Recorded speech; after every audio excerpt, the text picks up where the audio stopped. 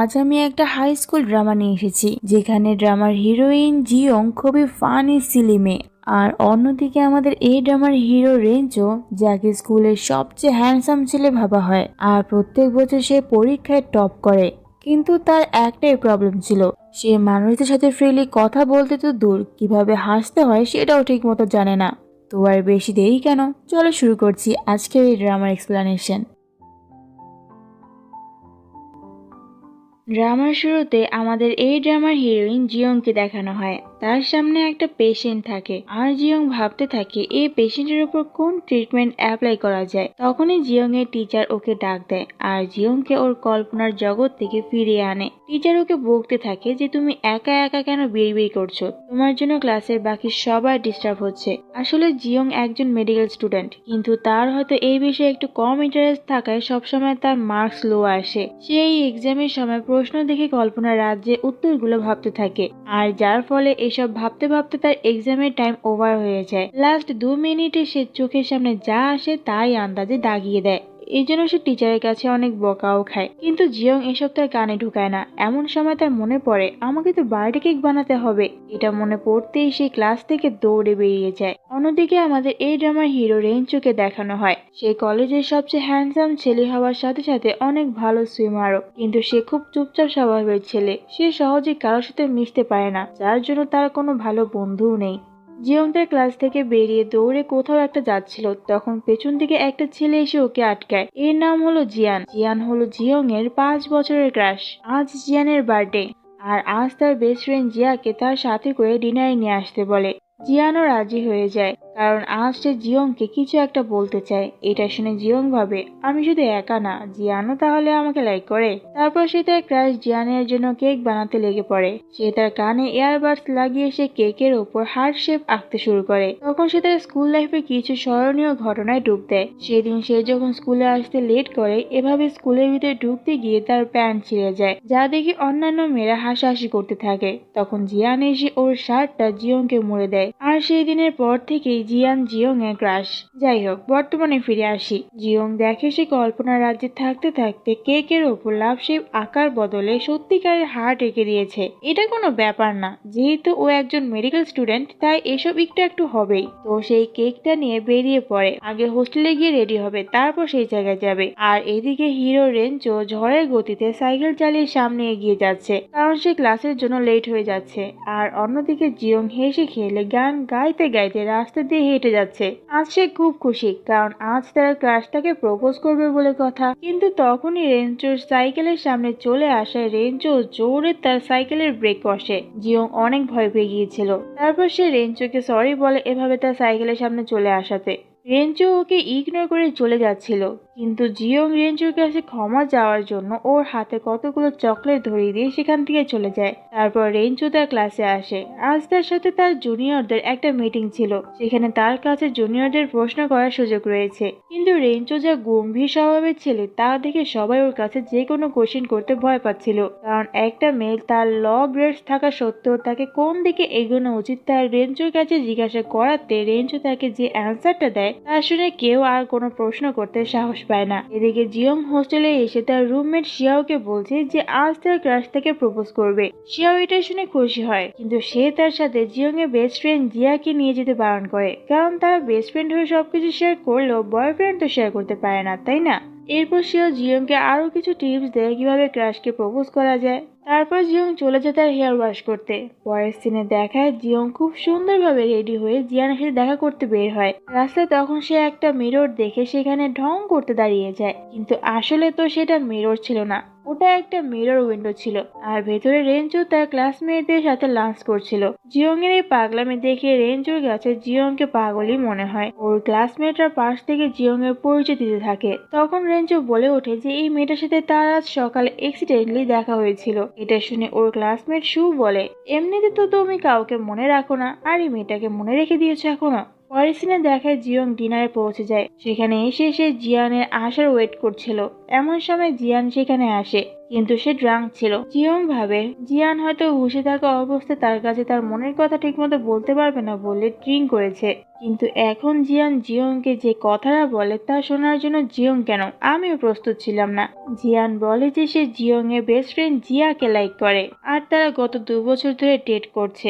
আর যখন এই কথা জিয়ান জিয়ংকে বলতে চেয়েছে তখন জিয়ানের সাথে রাগ করে চলে যায় আর এর জন্য জিয়ান ড্রিঙ্ক করেছে। এসব শুনে জিয়ং তো ফুল শকড হয়ে যায় যে তার বেস্ট ফ্রেন্ড তাকে এভাবে ধোকা দিল, যেখানে তার বেস্ট ফ্রেন্ড জানতো জিয়ানের উপর জিয়ং এর ক্রাশ রয়েছে, তাও সেটা 5 বছর ধরে। এত কিছুর পরও জিয়ং নিজেকে সামলায় আর জিয়ানকে বলে জিয়া খুব ভালো মেয়ে, ওকে একটু মানালেও আবার আগের মতো তোমার সাথে কথা বলবে।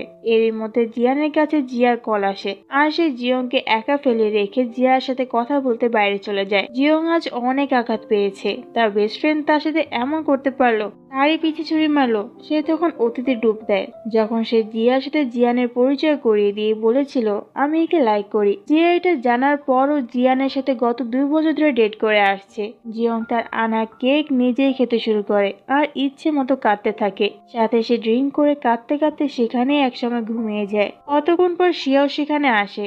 তখন জিয়া জিয়ানকে আশেপাশে দেখতে না পেয়ে ওদের কথা জিয়ংকে জিজ্ঞাসা করে। জিয়ং কি বলবে, সে তো আবারও কান্না করা শুরু করে। তারপর বোমেট হলে সে ওয়াশরুমে আসে আর অনেকক্ষণ বোমেট করার পর সে কাঁদতে কাঁদতে শিয়াওকে সব খুলে বলে।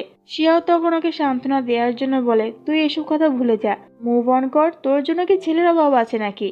তুই বরং কলেজের সবচেয়ে হ্যান্ডসাম ছেলের সাথে ডেট করে ওদের দেখিয়ে দিস। এই কথা শুনে জিয়ং তখনই লেগে পড়ে কলেজের হ্যান্ডসাম ছেলের নাম খুঁজতে খুঁজতে খুঁজতে সে পায় রিচির নাম, যে কলেজের সবচেয়ে হ্যান্ডসাম ছেলে। সে বলে আমি এই ছেলের সাথেই ডেট করব। তারপর সেই যখন ওয়াশরুম থেকে বের হওয়ার জন্য ডোর ওপেন করে তখন সেখানে সবাই উপস্থিত ছিল, মানে সবাই তার কথাটা শুনে ফেলেছে।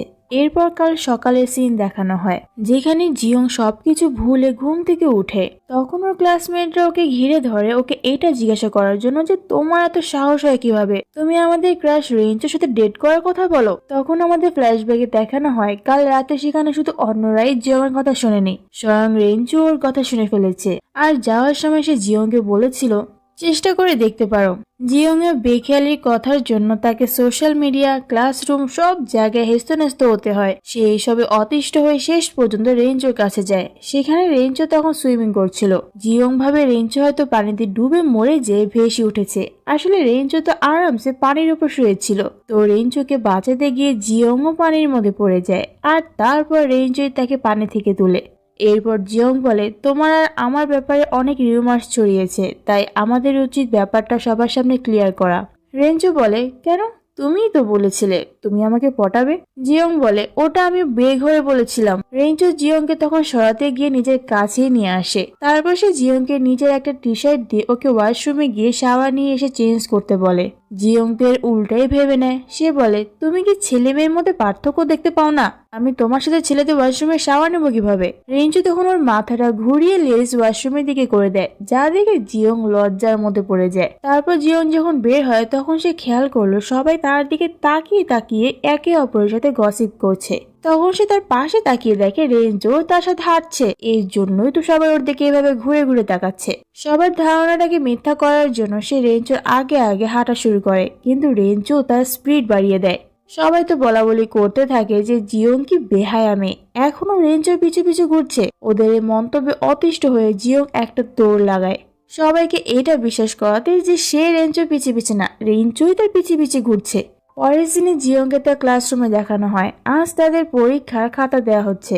এখানে টিচার সবাইকে অ্যাডভাইস দেয় মেডিকেল পড়ার সময় কোনো রিলেশনে না যাওয়াই ভালো। এই কথা শুনে সবাই জিয়ং এর দিকেই তাকায়, কারণ এখন ওর নামেই তো রিউমার ছড়িয়েছে, তাই না। একটু পর ক্লাসে রেঞ্জো আসে আর টিচার ওকে পেছনের সিটে গিয়ে বসতে বলে। জিয়ং তো রেঞ্জোকে তার ক্লাসে দেখে অবাক হয়ে যায়। তার চেয়েও বেশি অবাক করার বিষয় হলো রেঞ্জো তার দিকে তাকিয়ে আজব ভাবে স্মাইল দিচ্ছে। তারপর সে সিটে গিয়ে বসে। ফ্ল্যাশব্যাকে দেখানো হয় রেঞ্জোর অন্যান্য সব সাবজেক্টে ভালো মার্কস এলেও সোশ্যাল প্র্যাকটিসে তার মার্কস খুবই কম এসেছে। আর হবেই না বা কেন, রেঞ্জো তো তার আশেপাশের মানুষদের সাথে কিভাবে কথা বলতে হয় সেটাই ভালো করে জানে না। তার ফ্রেন্ড অ্যালি তাকে বলে এই মার্কস তার ফিউচার লাইফে কোনো প্রভাব ফেলবে না, কিন্তু রেঞ্জো তো তার শোনার পাত্র নয়। ভবিষ্যতে এই মার্কস তার জীবনের প্রভাব ফেলুক বা না ফেলুক, তার এই কম মার্কস একদমই পছন্দ নয়। তাই সে ঠিক করে যে সে এই বিষয়ে আবার ভালোভাবে ক্লাস করে ভালো মার্কস তুলবে। অ্যালি রেঞ্চোকে এটাও বলেছিল যদি তুমি এটাতে ভালো মার্কস আনতে চাও তাহলে তোমাকে সমাজের মানুষদের সাথে আর কিছু না হোক ছোট্ট একটা স্মাইল দিয়ে ইন্টারেক্ট করতে হবে। তাই তো রেঞ্চো এমন আজীব বিহেভিয়ার করছিল। কিন্তু এইসবে জিয়ং খুবই আনকমফোর্টেবল ফিল করছে। তাই সে ক্লাস শেষ হতেই সেই ক্লাস থেকে দৌড়ে পালায়। তারপর সে বাড়িতে আসে। বাড়িতে যেতেই তার মা তাকে জিয়ানের ব্যাপারে জিজ্ঞাসা করে। জিয়ং আর ভয়টাকে চেপে না রেখে মাকে বলেই দেয় যে ওকেই থাকতে হবে কেন, আমি ওর থেকে মুভ অন করে ফেলেছি। এটা শুনে তার মা তার মতে সায় দিয়ে বলে, হ্যাঁ ঠিক কথাই তো, আমার মেয়ের জন্য আর অনেক ভালো ছেলে রয়েছে, আমার মেয়েকে তো রাজকুমার এসে নিয়ে যাবে। এদিকে রেঞ্চো অনলাইনের ফুড শপ খুঁজতে খুঁজতে এই দোকানের সামনে চলে আসে, কারণ অ্যালি ওকে বলেছিল তোমাকে এই বিষয়ে মার্কস অর্জন করতে হলে শপিং করে মানুষদের সাথে ইন্টারেক্ট করতে হবে। কিন্তু ভাগ্যের বিষয় হলো দোকানটা জিয়ংদেরই। রেঞ্চোকে এখানে দেখে জিয়ং সেখান থেকে পালিয়ে যেতে নেয়, কিন্তু পরক্ষণে তার মনে পড়ে, আরে আমি পালাচ্ছি কেন, এটা তো আমারই দোকান। সে আবারও রেঞ্চোর সামনে গিয়ে রেঞ্চোর হাতে থাকা ফলটা কেড়ে নিয়ে বলে, আমি এই ফল বিক্রি করব না। রেঞ্চো ওকে বলে, আমি তোমার সাথে ভালো ব্যবহার করছি কারণ আমার সোশ্যাল সাবজেক্টে ভালো মার্কস আনতে হবে। রেঞ্চোর মার্কস শুনে জিয়ং হাসে আর ওকে বলে, এটা কোনো সাবজেক্ট হলো পড়ার জন্য। এরই মধ্যে সেখানে জিয়ানকে আসতে দেখে জিয়ং তাড়াতাড়ি করে এক জায়গায় লুকিয়ে যায়, কারণ সে জিয়ানের সাথে কথা বলতে চায় না। আর রেঞ্চোকে ইশারা করে বলতে থাকে রেঞ্চো যাতে জিয়ানকে না বলে যে জিয়ং এখন কোথায় আছে। কিন্তু জিয়ান যখন রেঞ্চোকে জিয়ং এর কথা জিজ্ঞাসা করলে রেঞ্চো সাথে সাথেই বলে দেয় যে জিয়ং তো এখানে আছে। তারপর জিয়ান জিয়ংকে বলে, তোমাকে আমি সরি বলতে এখানে এসেছি, কারণ কাল আমি তোমাকে ওখানে একা ফেলে রেখে চলে গিয়েছিলাম। আর একটা তোমাকে ধন্যবাদ দেওয়ারও আছে, কারণ কাল তোমার জন্য আমার আর জিয়ার মধ্যে সবকিছু ঠিকঠাক হয়ে গিয়েছে। এই জন্য আমি আজ তোমাকে ডিনারে ট্রিট দিতে চাই। জিয়ং তো কাজে ব্যস্ত থাকার বাহানা দিয়ে ডিনারে যেতে বারণ করে দেয়, কিন্তু তখন রেঞ্চো বলে ওঠে যে আমি জিয়ং এর বদলে তোমার সাথে ডিনারে অ্যাটেন্ড করতে চাই। এটা শুনে জিয়ং ভাবতে থাকে যদি কালকে রাতে করা আমার সব কাণ্ড কারখানাগুলো জিয়ানকে বলে দেয়। এটা ভেবে সেও জিয়ানের ডিনারে যেতে রাজি হয়ে যায়। পরের সিনে এদের সবাইকে ডিনারের টেবিলে দেখানো হয়। এখানে জিয়ং জিয়াকে বলে যে সে তাদের এই সম্পর্কে খুব খুশি। তখন জিয়াও জিয়ংকে জিজ্ঞাসা করে, তোমার রেঞ্চোর ব্যাপারে যে কথা হচ্ছে সেটা কি তাহলে সত্যি? এই কথার জবাব জিয়ং কি দিবে সেটা নিয়ে যখন সে ভাবতে থাকে তখন রেঞ্চো হঠাৎ করে বলে ওঠে, হ্যাঁ। রেঞ্চো এই কথাটাও কেন বলেছে সেটাও নিজেই জানে না। সে শুধু এতটুকুই জানে যে আশেপাশের মানুষের সাথে তার ভালোভাবে ইন্টারেক্ট করতে হবে। জিয়ং তখন ওর প্লেটে খাবার দিয়ে ওকে চুপ থাকার জন্য বলছে। তারপর জিয়ং একটু ওয়াশরুমে গেলে জিয়া ওর সাথে কথা বলতে সেখানে চলে আসে। সে জিয়ংকে একটা লিপস্টিক গিফট দিয়ে বলে, রেঞ্চো অনেক ভালো ছেলে, তোমরা অনেক ভালো থাকবে দেখো। এই মুহূর্তে জিয়ং কি বলবে বুঝতে পারছে না, কিন্তু কতক্ষণ পর সে জিয়াকে রেগে ওর মধ্যে যত রাগ ছিল সব জিয়ার ওপর ঝাড়ে, যে তুমি জেনেও সেই ছেলের সাথে ডেট করছো যাকে আমি গত 5 বছর ধরে চেয়ে আসছি। আমার বেস্ট ফ্রেন্ড হয়েও তুমি এটা কিভাবে করতে পারলে? কিন্তু পরে দেখা যায় এইসব তো জিয়ং এর ভাবনা ছিল, সে জিয়াকে কিছুই বলেনি। খাওয়া দাওয়া শেষে ওরা যখন ফিরছিল তখন জিয়া ঠান্ডা লাগায় জিয়ান ওর গায়ে ওর জ্যাকেটটা পরিয়ে দেয়। এসব দূর থেকে জিয়ং মূর্তির মতো দাঁড়িয়ে দেখছিল। রেঞ্চো তখন বুঝতে পারে জিয়ং এসব দেখে কষ্ট পাচ্ছে, তাই সে জিয়ংকে নিজের কথার মধ্যে ভুলাতে থাকে। সে বলে, দেখো তো আমার স্মাইলটা ঠিক আছে না? কিন্তু জিয়ং এর মনোযোগ তো সেদিকেই। তখন রেঞ্চো ওকে কাঁধে তুলে সামনের দিকে হাঁটা শুরু করে।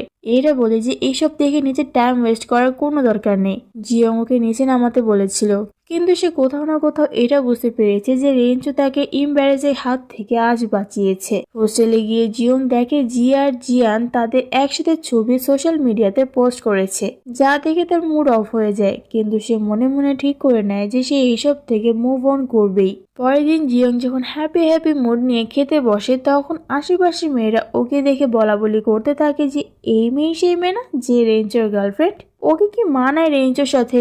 এটা শুনে জিয়ং নিজেকে ক্যামেরায় দেখতে শুরু করে যে কি হয়েছে আমার চেহারা। তখন সে দেখলো রেঞ্চো তার পিছনের সিটটায় বসে আছে। এটা দেখে সে মনে মনে ভাবে, আমি এই ছেলেটা থেকে যত পালানোর চেষ্টা করি ততই বান্দা আমার সামনে হাজির থাকে। তারপর সে একটা ডায়েরিতে রেঞ্চোকে লিখে বলে, তুমি আমার হেল্প করেছিলে না, তাই থ্যাংক ইউ গিফট হিসেবে আমি তোমার জন্য একটা কেক মেক করতে চাই। এটা লিখে সে ডায়েরিটা রেঞ্চোর দিকে ঢিল মারে, কিন্তু রেঞ্চো সেটা খুলেও দেখে না। কিছু ছেলে বসে খাওয়ার জন্য সিট খুঁজছিল, কিন্তু তাদের তো এত সাহস নেই যে তারা রেঞ্চোর গার্লফ্রেন্ডের সাথে সিটটায় গিয়ে বসবে। তাই রেঞ্চোই তার সিটটা ছেড়ে দিয়ে জিয়ং এর টেবিলে গিয়ে বসে। কিন্তু জিয়ং এর ডায়েরিটা সেই টেবিলে রয়ে যাওয়ায় ছেলেগুলো জিয়ং এর লেখাগুলো দেখে নেয় আর সবার সামনে রেঞ্চোকে বলে ওঠে, আপনার গার্লফ্রেন্ড আপনার জন্য কেক মেক করতে চায়। রেস্টুরেন্টে থাকার বাকি সবাই কথাটা শুনে ফেলে। রেঞ্চো জিয়ংকে তখন বলে, তুমি এই কথাটা আমাকে উইচ্যাটেও বলতে পারতে। জিয়ং বলে, উইচ্যাটে সে তার সাথে অ্যাড নেই। রেঞ্চো বলে, তাহলে আমি সুকে বলে দিব, ও তোমাকে আমার বাড়ির অ্যাড্রেসটা দিয়ে দিবে। নেক্সট সিনে দেখায় জিয়ং কেক নিয়ে রেঞ্চোর বাড়িতে পৌঁছে গেছে, কিন্তু তার কাছে জায়গাটা কোনো বাড়ি মনে হচ্ছে না। তাই সে সুকে এই কথাটা জিজ্ঞাসা করলে সু বলে, এখানে তারা একটা গেট টুগেদার এসেছে, তাই সে এখানে জিয়ংকে ডেকে নিয়েছে। তারপর সু জিয়ংকে বলে, তুমি নাকি ভালো গান গাইতে পারো, আমাকে একটা গান শোনাও তো। এখনো কেউ আসেনি এখানে। জিয়ং প্রথমে চায়নি গান গাইতে, কিন্তু বেচারা সু তো আর জানতো না যে সে তার মাথা খারাপ করার সূত্রপাত করছে। জিয়ং এর গান শুনতে শুনতে সুয়ের অবস্থা খারাপ হয়ে যায়। একটু পর সবাই সেখানে চলে আসে, কিন্তু রেঞ্চোর সাথে তখন একটা মেয়ে আসে, যাকে দেখে জিয়ং মনে করে এটা বোধহয় রেঞ্চোর গার্লফ্রেন্ড। তাই সে আগে ভাগে সোফার পিছনে লুকিয়ে পড়ে, কিন্তু রেঞ্চোকে খুঁজে বের করে ওকে জিজ্ঞাসা করে, তুমি এখানে লুকিয়ে আছো কেন?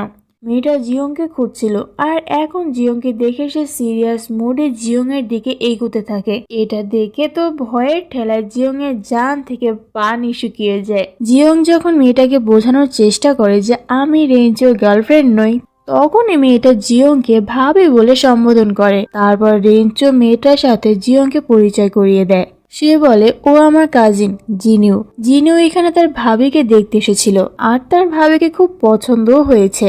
জিয়ং তো ফেসে যায় এক মহা বিপদে। তারপর সে যখন একা একাই সেখান থেকে ফিরে যাচ্ছিল, তখন রেঞ্চো ওর পিছু পিছু চলে আসে আর ওকে বলে, তুমি কি আমাকে ড্রাইভিং করে হোস্টেলে পৌঁছে দিয়ে আসতে পারবে? আমি একটু ড্রিঙ্ক করেছি, তাই আমি কোনো রিস্ক নিতে চাই না। রেঞ্চো তো সামান্য একটুই খেয়েছিল, যা খেয়ে কোনো দিনই নেশা হবে না কারোর। কিন্তু রেঞ্চো খুবই সচেতন ব্যক্তি, তো জিয়ং আর মানা করে না। সে স্কুটি চালিয়ে রেঞ্চোকে নিয়ে আসে। রাস্তা দিয়ে আসার সময় রেঞ্চো জিয়ংকে অনেক জ্ঞান দেয়, যার শুনতে শুনতে জিয়ং এর কানে ব্যথা ধরে গিয়েছে। রেঞ্চো জিয়ংকে বলে, তুমি কি জানো তুমি ভালো গান গাইতে পারো না? তুমি যেখানেই যাও সেখানেই কোনো একটা প্রবলেম ক্রিয়েট করো। তোমার মা বাবার উচিত তোমাকে বাড়িতে বেঁধে রাখা। এসব শুনে জিয়ং ভাবতে থাকে, কোন ঝামেলা ফেসে গেলাম রে বাপ, এই ঝামেলা তো আমার পিছু কিছুতেই ছাড়ছে না। হোস্টেলে আসতে আসতে অনেক লেট হয়ে যায়। এর দোষ রেঞ্চো জিয়ংকেই দেয় যে তুমি স্কুটি ধীরে চালিয়েছো বলে আমাদের পৌঁছাতে দেরি হয়ে গিয়েছে। জিয়ং রাগের ঠেলায় পারলে রেঞ্চোকে উগান্ডায় পাঠিয়ে দেয়। তারপর সে হোস্টেলের গেট টপকে ভেতরে যাওয়ার চেষ্টা করেছিল লুকিয়ে লুকিয়ে, কিন্তু এর আগে রেঞ্চো গার্ডকে কল করে দেয়। এখন রেঞ্চোর জন্য জিয়ংকে গার্ডের কাছ থেকে অনেক বকাও শুনতে হয়। যাই হোক, এরপর রেঞ্চো হোস্টেলে যায়, আর ওকে এত দেরিতে আসতে দেখে ওর রুমমেটরা বলতে থাকে, তুমি তো আমাদের আগেই জিয়ং এর সাথে বেরিয়ে গিয়েছিলে, তাহলে তোমার ফিরতে এত লেট হয়েছে কেন? আর মেয়েটাকে তুমি এত ঝামেলার মধ্যে রাখছো কেন বলো তো? ওর প্রতি তোমার কোনো ফিলিংস না থাকলে তোমাদের নামে যে রিউমার্সটা ছড়িয়েছে সেটা সবার সামনে ক্লিয়ার করে দিচ্ছ না কেন? বেচারি মেয়েটা তোমার জন্য শান্তিতে ক্লাসরুমেও যেতে পারে না। কিন্তু এদিকে রেঞ্চো তো জিয়ং এর খেয়ালেই ডুবে আছে। সে ভাবে সবকিছুতেই জিরো, সিঙ্গিং, ডান্সিং, ক্লাইম্বিং, কিন্তু ওকে দেখলে মনে হয় ও চেষ্টা করলেই পারবে। তবে কিছু তো একটা আছে যেটা ওকে ডেভেলপ করতে বাধা দিচ্ছে। সকালে জিয়ংকে তার রুমমেট ঘুম থেকে জাগিয়ে বলে, তুমি এখানে আরামসে ঘুমাচ্ছ, আর এদিকে সবাই বলাবলি করছে তুমি নাকি কাল রাতে রেঞ্চোর সাথে থাকায় হোস্টেলে ফিরতে দেরি করেছো। জিয়ং বেচারি কি করবে, একটার পর একটা ঝামেলা জিয়ং এর উপর লেগেই রয়েছে। তখন তার মাথায় একটা আইডিয়া আসে, সে কিছু একটা লিখতে বসে যায়। তারপর সে ক্লাসরুমের দরজা জানলা লাগিয়ে রেঞ্চোর সাথে দেখা করতে আসে। জিয়ংকে এরকম করতে দেখে রেঞ্চো ভাবতে থাকে, এ মেয়ে কি করতে চায়। তারপর জিয়ং রেঞ্চোর সামনে সিটটায় বসে ওকে একটা পেপার দিয়ে বলে এটাতে সাইন করে দিতে, যাতে সে সবাইকে জানাতে পারে যে তার আর রেঞ্চোর মধ্যে কোনো রিলেশন নেই। পরের সিনে দেখায় সব মেয়েরা কেক বেকিং ক্লাবে ভর্তি হওয়ার জন্য লাইন ধরে আছে, কিন্তু যারাই জিয়ং এর সামনে ইন্টারভিউ দিতে যায় কোনো কোয়েশ্চেনের অ্যান্সার দেওয়ার আগে রেঞ্চোর কথা জিয়ংকে জিজ্ঞাসা করে, কারণ তারা ভেবে নিয়েছে যে জিয়ং যেহেতু এখানে আছে তাই হয়তো রেঞ্চোরও এখানে আসা যাওয়া রয়েছে। প্রত্যেকটা মেয়ের মুখে এই রেঞ্চোর নাম শুনতে শুনতে জিয়ং শেষে অতিষ্ঠ হয়ে চিলিয়ে বলে, এখানে কোনো রেঞ্চো আসছে না। যারা কেক বেকিং শিখতে চাও তারা থাকো, আর যারা রেঞ্চোর সাথে দেখা করতে এসেছো তারা প্লিজ চলে যাও এখান থেকে। যাদের যাওয়ার তো তারা চলেই গিয়েছে। কিন্তু একটু পর রেঞ্চো সেখানে আসে। আর তাকে দেখে আমাদের জিয়ং ফ্ল্যাশব্যাকে ডুব দেয়। ফ্ল্যাশব্যাকে দেখানো হয় জিয়ং যখন রেঞ্চোর থেকে পেপারে সাইন করাতে গিয়েছিল তখন সে রেঞ্চোকে বলেছিল, তোমার জন্য আমি ঠিক মতো কোথাও যেতে পারছি না, ক্লাসরুমে শান্তিতে একটু ক্লাস করতে পারছি না, এভাবে চলতে থাকলে পরীক্ষায় আমার গ্রেড তো কম আসবে, প্লিজ সেটাতে সাইন করে দাও। রেঞ্চো তখন জিয়ংকে তার আগের এক্সামের গ্রেড জিজ্ঞাসা করে। জিয়ং বলে সি গ্রেড। রেঞ্চো বলে, তখন তো এরকম কোনো রিমার্স ছিল না, তাহলে তোমার তো কম গ্রেড এসেছিল কেন? জিয়ং বলে, সে যাই হোক, এখন এই রিমার্স থাকা টিচাররাও পরীক্ষার সময় আমার দিকে ঘুরে ঘুরে তাকাবে, আর এর জন্য আমি ঠিকমতো লিখতেও পারবো না। প্রেজেন্টে জিয়ং রেঞ্চোকে দেখে নিজের মুখটা লুকিয়ে ক্লাসরুম থেকে বেরিয়ে যায়, কিন্তু রেঞ্চো ওর পিছু পিছু আসে। জিয়ং তো এখন রেঞ্চোর জন্য মাথায় হ্যাট লাগিয়ে নিজের মুখ লুকিয়ে হাঁটছে। জিয়ং ওকে জিজ্ঞাসা করে, তুমি আমার পিছু পিছু আসছো কেন?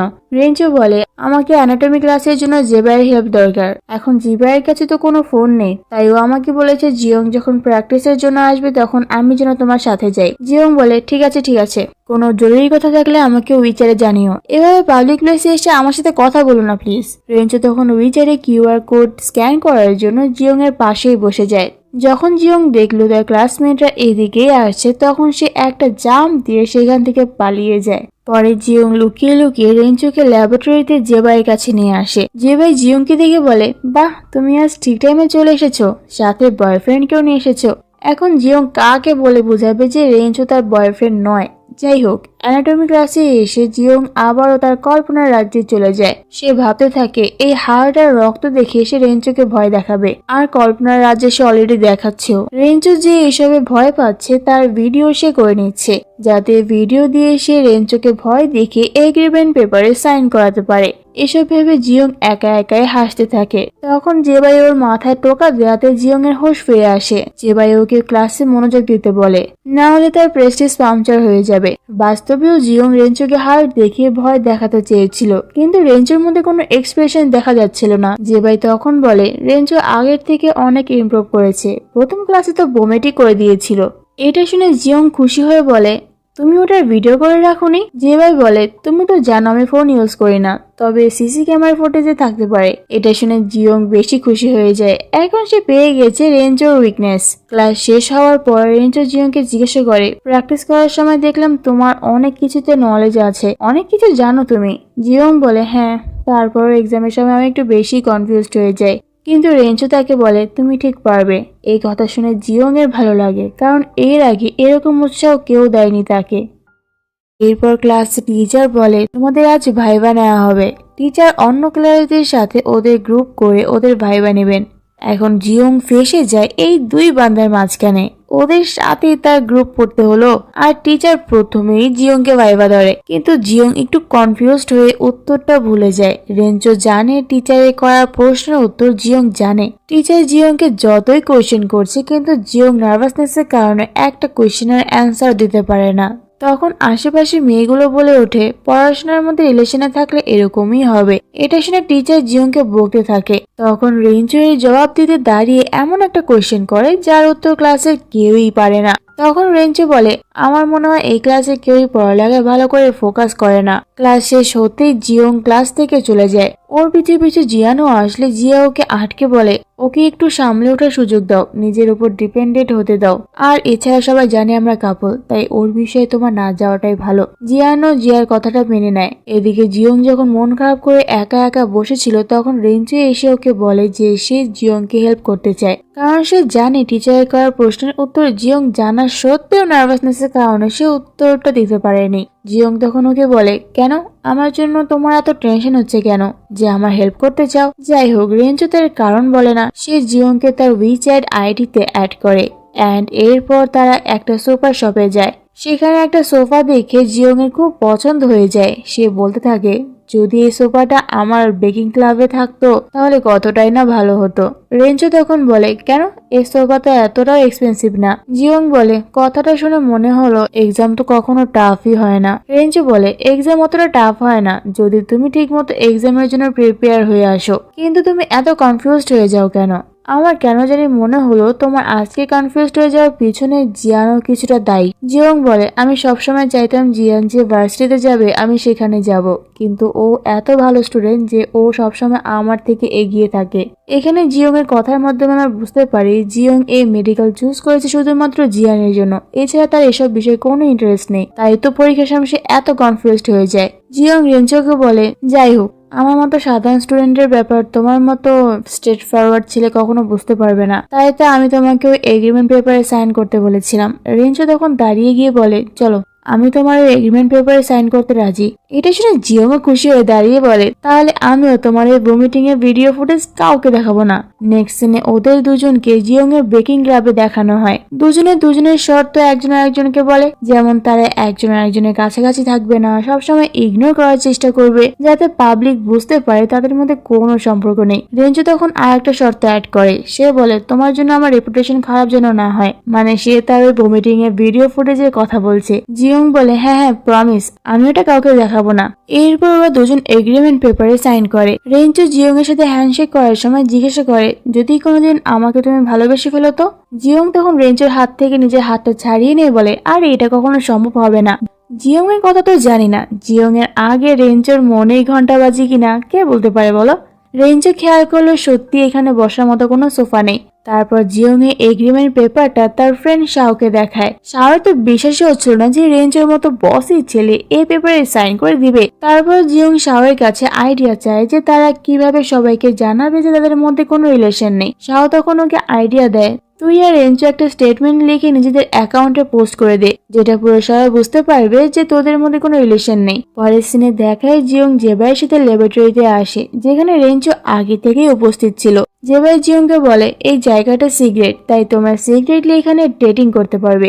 জিওং তখন রেগে বলে, তোমাকে না কতবার বলেছি আমাদের মধ্যে এরকম কোনো সম্পর্ক নেই। তারপর জিওং রেঞ্চোকে বলে, আমি একটা স্টেটমেন্ট লিখেছি যেখানে আমি বলেছি আমরা দুজন ভিন্ন দুটি মানুষ, তাই আমাদের মধ্যে কোনো কিছু হওয়ার চান্স নেই। সাথে আমি এটাও বলে দিব যে তোমার সাথে আমার আর কখনো দেখা হবে না। রেঞ্চো তখন বলে, এটা ওরা বিশ্বাস করবে না, আর এছাড়াও এটা সম্ভব হবে না, কারণ আমাকে তো সোশ্যাল প্র্যাকটিসের জন্য তোমার ক্লাসে যেতেই হবে, তাই না? জিওং জানে রেঞ্চো ইগনোর করাতে এক্সপার্ট, তাই সে রেঞ্চোকে এই অ্যাক্টিংটাই সবার সামনে করতে বলে। তো রেঞ্চো রাজি হয়ে যায় স্টেটমেন্টটা পোস্ট করতে। একটু পর ডোরে কেউ নক করে।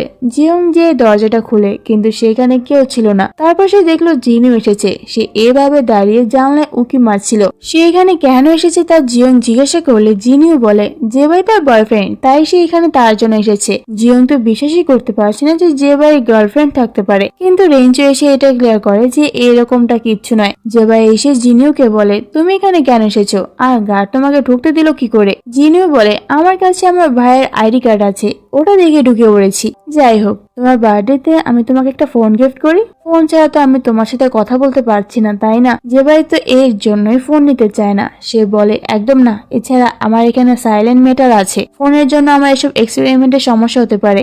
সাইলেন্ট মেটাল শুনে জিনিও তো নাচতে শুরু করে যে সে জেবাই এই জিনিসটা দেখতেই চায়। জিও ওকে আটকাতে চেয়েছিল, কিন্তু এর আগে সে ভিতরে ঢুকে যায়। একটু পর ভেতর থেকে জিনিওর একটা জোরে চিৎকার শোনা যায়। আসলে জেবাই যে সাইলেন্ট মেটালের কথা বলছিল সেটা ছিল একটা লাশ, আর এটা দেখে ভয়ের টালে জিনিও জেবাই কোলেই চড়ে যায়, সাথে বমিও করে দেয়। তারপর সে বলে, আমার জন্য তোমার রুমটা নষ্ট হয়ে গেল। এই বলে সে ঘরটা পরিষ্কার করতে লেগে যায়। জেবাই ওকে মানা করেছিল এসব না করতে, কিন্তু জিনিও তা শোনে কই। সে যে কোনো উপায় জেবাইয়ের মন জিতে নেবেই। পরের সিনে জিওং তার বেকিং ক্লাবে কাজ করছিল, তখন একটা মেসেজ দেখে সে অবাক হয়ে যায়। আর রেঞ্চোকে তখনই আর্জেন্ট মিটিং এর জন্য কল করে। রেঞ্চো সেখানে আসার পর জিওং রেঞ্চোকে ডিস্টেন্স মেনটেন করে বসতে বলে ওদের শর্ত অনুযায়ী। তারপর সে বলে, তুমি স্টেটমেন্টে কি লিখেছো? হ্যাঁ, তোমার পোস্ট দেখে সবাই এটাই মনে করছে যে তুমি আমাদের রিলেশন সিক্রেট রাখতে চাও। যাই হোক, ওদের প্রথম প্ল্যান তো কোনো কাজে লাগে না। রেঞ্চো বলে, ঠিক আছে, আমি এর কোনো সলিউশন বের করে তোমাকে জানাবো। রেঞ্চো যাওয়ার পর জিওং এর ফোনে ডেলিভারি ম্যানের কল আসে। জিওং পার্সেলটা রিসিভ করতে যায়, বাট পার্সেলটা এতটাই ভারী ছিল যে জিওং সেটা ঠিক মতো নিতে পারছিল না। তখন সে গডের কাছে প্রে করতে থাকে, প্লিজ গড, আমাকে একটা বয়ফ্রেন্ড দিয়ে দাও না, তাহলে তো আমাকে এত কষ্ট করতে হয় না। ঠিক তখন একটা ছেলে আসে তার হেল্প করার জন্য। জিওং তো ওকে এক নজরে দেখতেই থাকে। সে মনে মনে ভাবতে থাকে, মাত্রই তো গড তোমার কাছে একটা বয়ফ্রেন্ড চাইলাম, আর তুমি এত তাড়াতাড়ি পাঠিয়ে দিয়েছো। ছেলেটা ওকে হেল্প করে পার্সেলটা ভিতরে নিয়ে যাওয়ার জন্য। পার্সেলের মধ্যে থাকা জিনিসপত্র সেট আপ করে জিয়ং দেখলো, আরে এটা সেই সোফা না যেটা আমি সুপার শপে দেখে এসেছিলাম। সে তখন রেঞ্চোকে কল করে জিজ্ঞাসা করে, তুমি কি সুপার শপ থেকে সোফাটা চুরি করে নিয়ে এসেছো? রেঞ্চো বলে, না তো, আমি তো এটা অনলাইন অর্ডার করেছিলাম, মনে হয় আমার অ্যাড্রেসের জায়গায় আমি ভুলে তোমার অ্যাড্রেসটা দিয়ে দিয়েছিলাম। যাই হোক, ওটা ওখানে থাক, আমি ওখানে যেয়ে আর পাপোশের উপর বসতে পারবো না। রেঞ্চোকে ফোনে কথা বলতে দেখে সু বলে, কার সাথে এতক্ষণ ধরে কথা বলছিলে?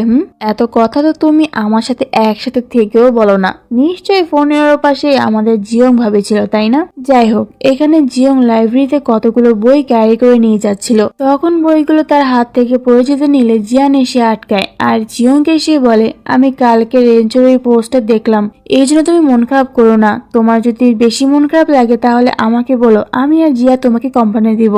জিয়ং তখন সোজা জিয়ানকে মানা করে দেয়, আর সে জিয়ানকে বলে, তুমি তোমার গার্লফ্রেন্ডকে টাইম দাও, আমি এখন নতুন ফ্রেন্ড বানাতে চাই। তখন রেঞ্চো জিয়ংকে একটা মেসেজ করে আর্জেন্ট মিটিং এর জন্য ডাকে। নেক্সট সিনে দেখায় রেঞ্চো কতগুলো সিগারেট জায়গা লিস্ট করে এনেছে যেখানে তারা সিগারেটলি দেখা করতে পারবে। সে জিয়ংকে বলছে, যদি আমাদের নামে এই রিউমার্স বন্ধ করাতে হয় তাহলে আমাদের দুজনের মধ্যে একজনকে রিলেশনশিপে যেতে হবে। জিয়ং তো প্রথমে ভেবে নেয় রেঞ্চো বোধহয় নতুন গার্লফ্রেন্ড বানাবে। তখন রেঞ্চো ক্লিয়ার করে দেয় যে জি না, তুমি রিলেশন করবে। তুমি তোমার পছন্দ আমাকে উইচ্যাটে জানিয়ে দিও যে তোমার কিরকম ছেলে পছন্দ, আমি সেই অনুযায়ী 20টা ছেলের নাম লিস্ট করে তোমাকে দিব, সেখান থেকে তুমি তোমার পছন্দ মতো বেছে নিও। এটা বলে সে সেখান থেকে চলে যায়। জিয়ং এর কাছে এই আইডিয়াটা ভালো লেগেছে। তারপর এদের দুজনকে আর একটা সিক্রেট জায়গায় দেখানো হয় যেখানে রেঞ্চো জিয়ংকে ছেলেদের লিস্ট দেখায়। অবাক করার বিষয় হলো রেঞ্চো সেই লিস্টের মধ্যে নিজের নামটাও অ্যাড করেছে। জিয়ং এটা দেখে বলে, তুমি আবার চান্স মারার চেষ্টা করছো না তো? রেঞ্চো বলে, তো কি করব, তোমার যেরকম ডিমান্ড ছিল সেরকমই দিলাম, এছাড়া আর কোনো ছেলে তো পেলাম না। যাই হোক, জিয়ং তো রেঞ্চোকে সিলেক্ট করবেই না, তা তো জানার কথাই। সেখানে সেই ছেলেটার নাম জিয়ং দেখতে পায় যে তাকে হেল্প করেছিল, আর সেই ছেলের নাম হলো বং। সে বংকেই সিলেক্ট করে তার বয়ফ্রেন্ড বানানোর জন্য। রেঞ্চো বলে, ঠিক আছে, বংকে পটানোর ক্লাস কাল থেকে তোমাকে দেওয়া হবে। আর এখানে এই পার্টটা শেষ হয়। এই পার্টের শুরুতে আমরা দেখবো রেঞ্চো রোমান্টিক বুকস রিড করছে জিয়ংকে লাভ লেসন দেওয়ার জন্য। এসব দেখে তার রুমমেট সু ওকে চেড়াচ্ছিল। সু তখন বলে, আচ্ছা তুমি কি জেলাস জিয়ং বংকে তার বয়ফ্রেন্ড বানাতে চাইছে বলে? সে যাই হোক, যদি তুমি কাউকে কখনো মিস করো, কাউকে খুব দেখতে ইচ্ছে করে, তাহলে মনে করো তুমি তাকে ভালোবেসে ফেলেছো। সু এসব কথায় রেঞ্চো তখন অতটা পাত্তা দেয় না। তারপর রেঞ্চো জিয়ং এর কাছে যায় ওকে লাভ লেসন দেওয়ার জন্য। সে বলে, তুমি বং এর দিকে এমন ভাবে তাকাবে যেন প্রথম দেখাতে ও তোমাকে ভালোবেসে ফেলে। বং এর কথা তো জানি না, রেঞ্চো জিয়ং এর দিকে তাকাতে তার কোচ কোচ হতা হয় এমন ফিলিং হচ্ছে। সে এই অনুভূতিতে অস্বস্তি বোধ করে সেখান থেকে উঠে চলে যায়, এটা বলে যে আজকের ক্লাস এই পর্যন্তই, বাকিটা পরে শিখাবো। নেক্সট সিনে দেখায় জিয়ং বংকে পড়াতে ইংলিশ ক্লাসে অ্যাটেন্ড করে। সে বং এর অ্যাটেনশন নিতে জোরে জোরে রিডিং পড়া শুরু করে। তারপর সে বংকে পটাতে ওর দিকে এমন ভাবে তাকায় যে বং ওর চাও নিতে না পটে ভয় পেয়ে ভাবতে থাকে, আমি কি কোনো ভুল করেছিলাম? সে অত কিছু চিন্তা না করে জিয়ংকে সরি বলে সেখান থেকে চলে যায়। এই কথা জিয়ং রেঞ্চোকে এসে বলে। রেঞ্চো তখন ওকে বলে, চিন্তা করো না, আমি আমার এক এক্সপিরিয়েন্স ফ্রেন্ডকে এখানে ডেকেছি যে তোমাকে এই ব্যাপারে কিছু সাজেশন দিতে পারবে। একটু পরে সেখানে জেবাই আসে আর রেঞ্চোকে বলে, তুমি তোমার বোনের কাছ থেকে তোমার ওই আইডি কার্ডটা নিয়ে নিয়েছো তো? ও যা করছে আমার মাথা খারাপ করে ফেলছে। রেঞ্চো বলে, হ্যাঁ নিয়েছি, কিন্তু এর বদলে তোমাকে একটা হেল্প করতে হবে। তোমার ফার্স্ট লাভ এক্সপিরিয়েন্স বলো তো, যেটা তোমার প্রথম দেখাতে হয়ে গিয়েছিল। জিয়ং তো এটা শুনে অবাক যে জেবাইও প্রেমে পড়তে পারে, আর ওকে তো জিনু পছন্দ করে। জেবাই তখন বলে, জিনিও না, আমি প্রথম ওর প্রেমে পড়েছিলাম। ফ্ল্যাশব্যাকে দেখানো হয় জেবাই রেঞ্চোর কাছে যখন গিয়েছিল কিছু কাজের জন্য, তখন সেখানে সে জিনিউকে প্রথম দেখতে পেয়েছিল ডান্স করা অবস্থায়। জিনিউকে প্রথম দেখাতে জেবাইয়ের এতটাই ভালো লেগে গিয়েছিল যে সে তখনই জিনিউর উইচ্যাট আইডি চাইতে চলে যায়। রেঞ্চো তখন ওকে আটকে বলেছিল, সাবধান, পরে কিন্তু আমাকে বলতে এসো না যে আমি সময় থাকতে তোমাকে কেন আটকাইনি। জেবাই বলে, তোমার বোন তো আর মানুষ খায় না, আর বাদ বাকি সব আমি ম্যানেজ করে নেব। সে জিনিওর কাছে গিয়ে ওকে নিজের নামটা বলে, কিন্তু জিনিও শুধুমাত্র তার নামটাই না, তার সমস্ত ডিটেল বলা শুরু করে জেবাইকে। জিনিওকে জেবাই প্রথমে জেন্টেল মনে করেছিল, এই জন্যই তোর প্রেমে পড়েছিল, কিন্তু ও যে এরকম ছ্যাঁচড়া টাইপের সেটা সে বুঝতে পারেনি। তাই তো এখন সে ওকে ইগনোর করে। জিবাই জিয়ংকে বলে, আর যাই করো নিজের পার্সোনালিটি এভাবে লস করো না, আর সত্যি কাউকে পটাতে হলে কথা কম স্মাইল বেশি করো। জিয়ং তারপর বলে, তবুও তুমি জিনিওকে একটা সুযোগ দিয়ে দেখতে পারো। তারপর সিনে দেখায় জিনিও আবারও লুকিয়ে লুকিয়ে এখানে জেবাইকে সারপ্রাইজ দিতে চলে এসেছে। জেবাই তো প্রথমে জিনিওর উপর রেগে রেগে কথা বলে, পরে আবার জিনিওর নিষ্পাপ চেহারা দেখে তার মায়া হয়। তখন তার জিয়ং এর বলা কথা মনে পড়ে যে জিনিওকে একবার সুযোগ দিয়ে দেখো। পরের সিনে দেখায় জিয়ং রেঞ্চোকে বলছে, আমি রোমান্টিক মুভি দেখে কয়েকটা স্টেপ লিস্ট করেছি ছেলেদের ইমপ্রেস করার উপায়।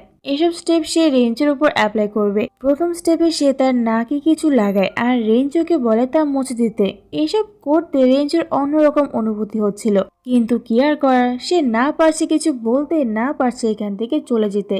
পরের স্টেপ ছিল জিয়ং রেঞ্জের ক্লোজে গিয়ে কলার ঠিক করবে। এই স্টেপে তো রেঞ্জের হার্ট পারলে বাইরে বেরি হয়ে আসে। থার্ড স্টেপ হলো ওরা জুস খাবে, কিন্তু গ্লাস থেকে একবার খাওয়ার পর তারা গ্লাস এক্সচেঞ্জ করে। তখন জিয়ং এটা বলে যে খেয়াল করে খেও, কারণ ওখানে আমার ঠোঁটের ছোঁয়া আছে, যদি তুমি সেই জায়গায় দিয়ে খাও তাহলে ইনডাইরেক্টলি আমাদের কিস হয়ে যাবে। এই কথা শুনে রেঞ্চো তো ওই জায়গা দিয়ে জুস পান করে যেখানে জিয়ং এর ঠোঁটের ছোঁয়া রয়েছে। তারপর সে ইমাজিন করতে থাকে যে জিয়ংকে সে কিস করছে। এসব আমি কি ভাবছি, এটা মনে পড়তে এসে তাড়াহুড়ো করে সেখান থেকে বেরিয়ে যায়। হোস্টেলে এসে সে ভাবতে থাকে, সু যেটা বলেছিল সেটা সত্যি নয় তো?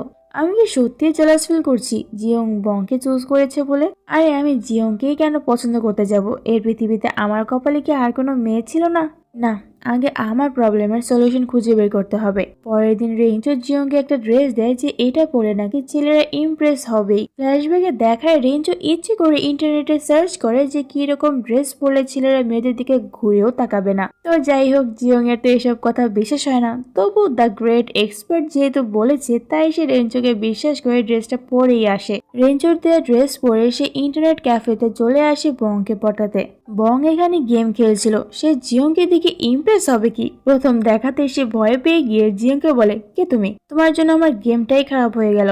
জিয়ং ওর গেমিং স্কিল দেখে বলে, এর চেয়ে আমিই ভালো খেলতে পারি। এটা বলে সেও খেলতে বসে যায়। গেমের দৌলতে বং এর সাথে জিয়ং এর ভালো বন্ধুত্ব তো হয়ে যায়। রেঞ্চোর কাছে গিয়ে সে এসব বলে যে প্রথমে বং আমাকে পাত্তা দিচ্ছিল না, কিন্তু যখন ওর সাথে গেম খেলতে শুরু করলাম ও আমার গেমিং স্কিল দেখে ওর উইচার আইডিতে আমাকে অ্যাডও করে নিয়েছে।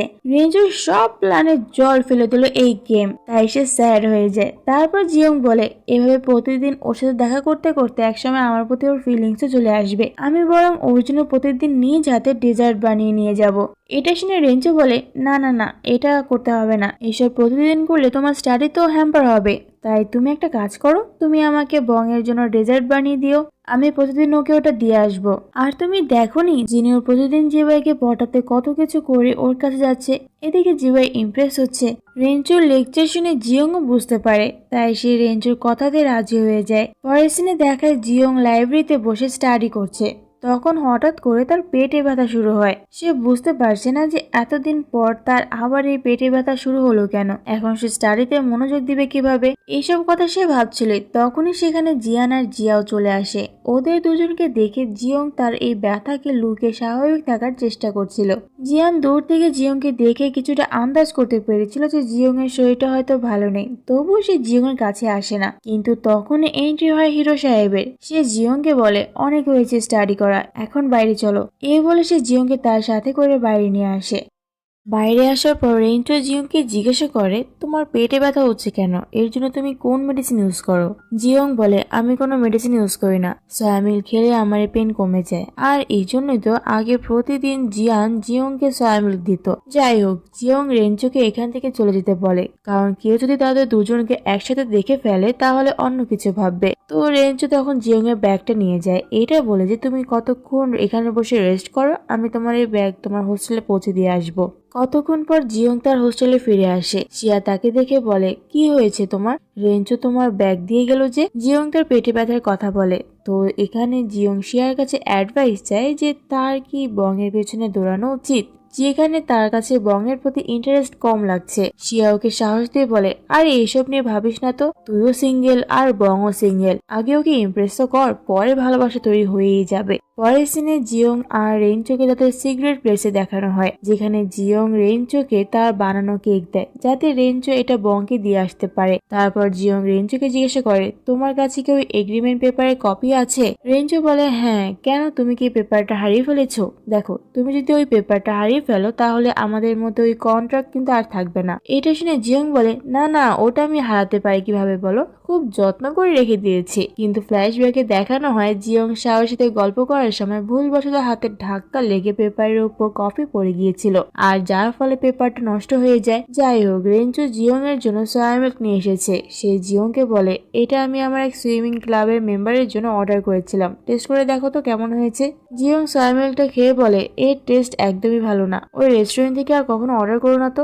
আর এদিকে রেঞ্চো বেচারার মন খারাপ হয়ে যায় জিয়ং এর এই কমেন্ট শুনে, কারণ সয়া মিল্কটা সে নিজ হাতে জিয়ং এর জন্য বানিয়েছিল স্পেশালি। তারপর সু তার রুমে যখন ঢুকে তখন সে তার ঘরের অবস্থা দেখে মনে করে সে বোধহয় অন্য রুমে চলে এসেছে, তাই সে সরি বলে সেই রুম থেকে চলে যাচ্ছিল। তখন রেঞ্চো ওকে ডেকে বলে, তুমি ঠিক রুমে এসেছো, এটা তোমারই রুম। আসলে রেঞ্চো জিয়ং এর সয়া মিল্ক বানানোর জন্য সয়া মিল্কের বিভিন্ন উপাদান অর্ডার করেছে, আর যার এক্সপেরিমেন্ট করতে করতে রুমের এ দশা। তারপর জিয়ং রেঞ্চোকে কল করে জিজ্ঞাসা করে, তুমি কি কেকটা বংকে দিয়েছিলে, কেমন লেগেছে ওর? রেঞ্চো বলে, হ্যাঁ, ওর কাছে ভালো লেগেছে ডিজার্টটা। যেখানে কেকটা রেঞ্চো বং অব্দি না পৌঁছে দিয়ে নিজেই সেই কেকটাকে সার্ভ করে দিয়েছে। তো এভাবেই শুরু হয় ওদের আদান প্রদান। জিয়ং প্রতিদিন বংয়ের জন্য কেক বানিয়ে রেঞ্চোকে দেয়, আর রেঞ্চো প্রতিদিন ওর জন্য সয়া মিল্ক বানিয়ে নিয়ে আসে। একদিন বং জিয়ংকে মেসেজ করে ওর সাথে গেম খেলতে ডাকে। জিয়ংও খুশি খুশি মনে যেতে রাজি হয়ে যায়। রেঞ্চোকে পোস্ট গ্রাজুয়েটের জন্য অন্য একটা ইউনিভার্সিটিতে অ্যাডমিশন দেওয়ার অফার করা হচ্ছে, এন্ড কাল থেকে তার জয়েনিং। কিন্তু রেঞ্চো তখন মানা করে দেয় যে আমার এখন ইম্পর্টেন্ট কাজ আছে, তাই আমি কাল থেকে জয়েন করতে পারবো না। আর এই ইম্পর্টেন্ট কাজ হলো জিয়ং এর জন্য সয়া মিল্ক বানানো। পরের সিনে দেখায় জিয়ং খুব রেগে মেগে রেঞ্চোর সুইমিং ক্লাবে আসে। জিয়ং এর এই ফেস দেখে সেখানকার সব ছেলে বুঝতে পেরে গিয়েছিল যে আজ রেঞ্চোর কপালে শনি আছে। জিয়ং রেঞ্চোকে জিজ্ঞাসা করে, তুমি এত বড় ধোঁকেবাজ, এটা তো আমি আগে জানতাম না। আর যদি বং আমায় না বলতো যে ওর ম্যাঙ্গোতে অ্যালার্জি আছে, তাহলে তো আমি কখনো জানতেই পারতাম না যে আমার বানানো ডেজার্ট ওর কাছে পৌঁছাই না। বলো, ওই ডিজার্ট গুলো যদি বংয়ের কাছে না গিয়ে থাকে তাহলে কোথায় গেছে? রেঞ্চো তার দোষটা স্বীকার করে বলে যে কেক গুলো সেই খেয়েছে। এটা শুনে জিয়ং তো আরো বেশি রেগে যায়। রাগের চোটে সে রেঞ্চোকে অনেক কথাই শুনিয়ে দেয়, সাথে এটাও বলে যে ভালোই হবে তুমি যদি অন্য ইউনিভার্সিটিতে চলে যাও, তাহলে আমি একটু শান্তিতে থাকতে পারবো। এটা শুনে রেঞ্চোর মন খারাপ হয়ে যায় যে সে জিয়ং এর জন্য এত কিছু করছে আর জিয়ং তাকে এখান থেকে চলে যেতে বলছে। যাই হোক, রেঞ্চো তো এখন বুঝেই গিয়েছিল যে সে জিয়ংকে ভালোবেসে ফেলেছে। সে জিয়ং এর ভাবনা এতটাই ডুবে থাকে যে লাইব্রেরিতে বই পড়ার সময় বইটাও সে উল্টো ধরে রাখে। তাই তো সেই সমস্যার সলিউশন বের করতে জেবাইয়ের কাছে আসে, যে মন থেকে রোমান্টিক মুড কিভাবে দূর করা যায়। যদিও সে জেবাইকে বলে না যে এই কেসটা তার সাথে হচ্ছে, তবুও জেবাই বুঝে যায়। জেবাই তাকে সাজেশন দেয় যে তুমি যদি এসব থেকে দূরে থাকতে চাও তাহলে সেই ব্যক্তিটাকে তুমি ইগনোর করো। এটা হলো প্রথম উপায়। আর একটা উপায় আছে, কিন্তু সেটা তোমার জন্য লাগবে না। আজ ক্যাম্পাসে একটা কাপল গ্রুপিং করা হবে, মানে একটা গেমের জন্য এরা রিয়েল লাইফের গ্রুপ হিসেবে থাকবে। সবাই তো উইশ করছে যদি রেঞ্চো তাদের বয়ফ্রেন্ড হতো তাহলে কতই না ভালো হতো। সেখানে কলেজে ক্যাম্পাস কুইনও চলে আসে, আর একটু পর ক্যাম্পাস কিং মানে রেঞ্চো আসে। রেঞ্চোর এই গোমরা মুখ দেখে জিয়ং এর রাগ ওঠে, তার চেয়ে বেশি রাগ ওঠে রেঞ্চোকে ক্যাম্পাস কুইনের পাশে সিটটা বসতে দেখে। যাই হোক, গ্রুপিং শুরু হয়ে যায়, যেটা কম্পিউটারের মাধ্যমে করা হচ্ছিল। ভাগ্যক্রমে রেঞ্চোর সাথে জিয়ং এরই গ্রুপ পড়ে, যেটা জিয়ং মোটেও চায় না। সে তো তার পার্টনার হিসেবে বংকে চেয়েছিল। রেঞ্চো আজ জিয়ংকে ইগনোর করে, একটা কথাও বলেনি সে জিয়ং এর সাথে। ক্যাম্পাস কুইন জিয়ংকে গিয়ে জিজ্ঞাসা করে, রেঞ্চো কি তোমার বয়ফ্রেন্ড? যার উত্তরে জিয়ং না বলে। সে তো ক্যাম্পাস কুইনকে এটাও বলে যে সে তো চায় বং এর সাথে তার গ্রুপ পড়ুক। এটা শুনে ক্যাম্পাস কুইন ওকে বলে, ঠিক আছে, আমি চেষ্টা করব তোমাকে হেল্প করার। এটা শুনে সে তার সাথে জিয়ং এর উইচের আইডিয়া অ্যাড করে নেয়। এদিকে রেঞ্চো আবারও জেবাইয়ের কাছে আসে আর ওকে বলে, আমার প্রবলেম দিনের পর দিন বেড়েই যাচ্ছে, আমি ওকে কিছুতেই ইগনোর করতে পারছি না। এখানে ওর কথার মাধ্যমে আমরা আরো জানতে পারি যে গেমের পার্টনার গ্রুপিং এ সে নিজেই ইচ্ছে করেই জিয়ং এর সাথে তার গ্রুপ ফেলেছে। এটা শুনে জিবাই ওকে বলে, তাহলে তুমি সেটাই করো যেটা তোমার মন করতে চাইছে, দেখবে এর মধ্যে তুমি তোমার প্রবলেমের সলিউশন খুঁজে পেয়ে যাবে। তারপর রেঞ্চো জিয়ংকে তাদের সিক্রেট প্লেসে ডেকে গেমের রুলস বলে। সে বলে আমি তোমাকে উইজার্ডের গেমের সব স্ট্র্যাটেজি পাঠিয়ে দিয়েছি, ভালো করে সব পড়ে নিও, গেমে কিন্তু আমি কিছুতেই হারতে চাই না। জিয়ং তখন রুডলি বলে আমাকে নিয়ে যখন তোমার এতই সংশয় যে আমার জন্য তুমি গেম কম্পিটিশনে হেরে যেতে পারো, তাহলে পার্টনার এক্সচেঞ্জ করে নাও। কিন্তু সেটা তো রেঞ্চো একদমই করবে না। সে বলে আমার চ্যালেঞ্জ নিতে ভালো লাগে, এটা বলে সে সেখান থেকে চলে যায়। মানে সে কিছুতেই জিয়ংকে অন্য কারোর সাথে পার্টনার হিসেবে দেখতে পারবে না। আর এখানে এই পার্টটা শেষ হয়। এই পার্টের শুরুতে দেখানো হয় জিয়ংকে ক্যাম্পাস কুইন মেসেজ করে বলে তুমি বংয়ের সাথে টিম আপ করতে চেয়েছিলে না, আমি তোমাকে সেই ব্যবস্থা করে দিয়েছি। এটা দেখে জিয়ং অনেক খুশি হয়। এদিকে রেঞ্চো জিয়ং এর জন্য সোয়া মিল্ক বানাচ্ছিল যাতে কম্পিটিশনের সময় জিয়ং এর কোনো সমস্যা না হয়। রেঞ্চোর বিহেভিয়ারে শুয়ের কাছে দাল মে কুছ কালা লাগতা হয় এরকম লাগে। সে রেঞ্চোকে বলে তোমার কি হয়েছে বলতো, তোমার এই মুচকি মুচকি হাসা, মাঝে মধ্যে অন্যমনস্ক হয়ে যাওয়া, সবকিছু অন্যরকম লাগছে। এভাবে তোমাকে তো কোনোদিন আমি হাসতে দেখিনি। পরের দিন ওদের কম্পিটিশন শুরু হয়। রেঞ্চো তো জিয়ং এর জন্য ওয়েট করছিল, সেভাবে আজকেও লেট। পেছন থেকে একটা মেয়ে এসে তাকে ডাক দেয়। রেঞ্চো তো ভেবেছিল এটা হয়তো জিয়ং, কিন্তু না, সেটা জিয়ং ছিল না, সেটা জিনও ছিল। সেই কম্পিটিশনে আজব টাইপের ড্রেস পরে যে বেশি দেখা করতে চলে এসেছে। রেঞ্চো ওকে জিয়ং এর কথা জিজ্ঞাসা করলে সে বলে আমি তো দেখলাম জিয়ং অন্য ছেলের সাথে কথা বলছে, ও মনে হয় অন্য কারোর সাথে টিম আপ করে নিয়েছে। এদিকে জিয়ং বং এর সাথে টিম করতে পেরে অনেক খুশি। সে এখানেও বংকে পটানোর চেষ্টা করে, কিন্তু বং এর কাছে তার গেমটাই ইম্পর্টেন্ট। অন্যদিকে ক্যাম্পাস কুইন রেঞ্চোকে এসে বলে জিয়ং বংয়ের সাথে টিম আপ করতে চেয়েছিল বলে আমাকে তোমার টিমে আসতে হয়েছে। গেম স্টার্ট হয়। শু এই গেম পরিচালনা করে। গেমের রুলস হলো এক কাপল অন্য কাপলের মেম্বারকে এই খেলনা গান দিয়ে শুট করলে তারা গেম থেকে আউট হয়ে যাবে, আর গানের বুলেট শেষ হয়ে গেলেও গেম থেকে আউট হয়ে যাবে। গেমে জিয়ং ভালোই খেলে। রিফ্রেশ টাইমে জিয়ং জুস খেতে খেতে যখন ভাবতে থাকে বংয়ের সাথে কিছুই হওয়া সম্ভব নয়, তখন বং ওকে বলে তুমি যে জুসটা খাচ্ছ আমি সেটা খেতে চাই। বং জুসটা জিয়ং এর একই স্ট্র দিয়ে খেতে গেলে জিয়ং এর মনে পড়ে এটা তো তাহলে ইনডিরেক্টলি কিস হবে, কিন্তু রেঞ্চো থাকতে তা কি কখনো হতে পারে? বং যখনই জুসটা খেতে যাবে তখনই রেঞ্চো বং এর মাথায় বন্দুকটা গিয়ে বলে ওটা নিচে রাখো আর নিজের জন্য আরেকটা আনতে যাও। জিয়ং তো এটা দেখে রেগে যায় যে এই ছেলেটা কি আমার ভালো চায় না। জিয়ং যত কিছুই বলুক রেঞ্চো তো বং কেন কোনো ছেলের সাথে জিয়ংকে দেখতে পারবে না। রেঞ্চো তো নিজেও জানে না যে ও কি করছে, সে না পারছে কিছু বুঝতে, না পারছে কিছু বলতে। এদিকে জিনিও জেবেকে খুঁজতে এসে পড়ে যে পায়ে চোট পেয়ে বসে। পা থেকে রক্ত পড়তে দেখে সে ভয়ের চোটে বেহুশি হয়ে পড়ে। ক্যাম্পাস কুইন তো রেঞ্চোকে পটানোর চেষ্টা করে, বাট রেঞ্চো ওর দিকে ঘুরেও তাকায় না। তখন রেঞ্চোর কাছে একটা মেসেজ আসে যে জিয়ং এর নাকি চোট লেগেছে। মেসেজটা দেখে রেঞ্চো এমন ভান করে যেন এসবে তার কিছুই আসে যায় না, যা দেখে ক্যাম্পাস কুইন মনে মনে অনেক খুশি হয়। জিয়ংকে চোট পেতে দেখে শু জিয়ংকে বলে রেস্টরুমে গিয়ে আগে পায়ে ড্রেসিং করে রেস্ট নাও। সে বংকে বলে জিয়ংকে রেস্টরুম অব্দি পৌঁছে দিতে, কিন্তু বংয়ের কাছে গেমটাই সব। সে বলে এমনিতেই জিয়ং গেম থেকে চলে যাচ্ছে, আমাকে তো জিততে হবে গেমটা, তাই না? বংয়ের থেকে এরকম ব্যবহার জিয়ং একদমই আশা করেনি। সে শুকে বলে তাকে একটু রেস্টরুমে দিয়ে আসতে। শু হ্যাঁ বলতে যাবেই তার আগে সেখানে রেঞ্চো চলে আসে আর বলে আমি তোমাকে নিয়ে যাচ্ছি। এই বলে সে বংয়ের গান দিয়ে নিজেকে শুট করে গেম থেকে আউট হয়ে যায় নিজে নিজেই। আর তারপর জিয়ংকে কোলে তুলে নিয়ে যেতে থাকে। সিনগুলো খুব রোমান্টিক ছিল। জিয়ং রেঞ্চোকে বারবার বলেছিল ওকে কোল থেকে নামিয়ে দিতে, বাট রেঞ্চো কি তা শোনার পাত্র?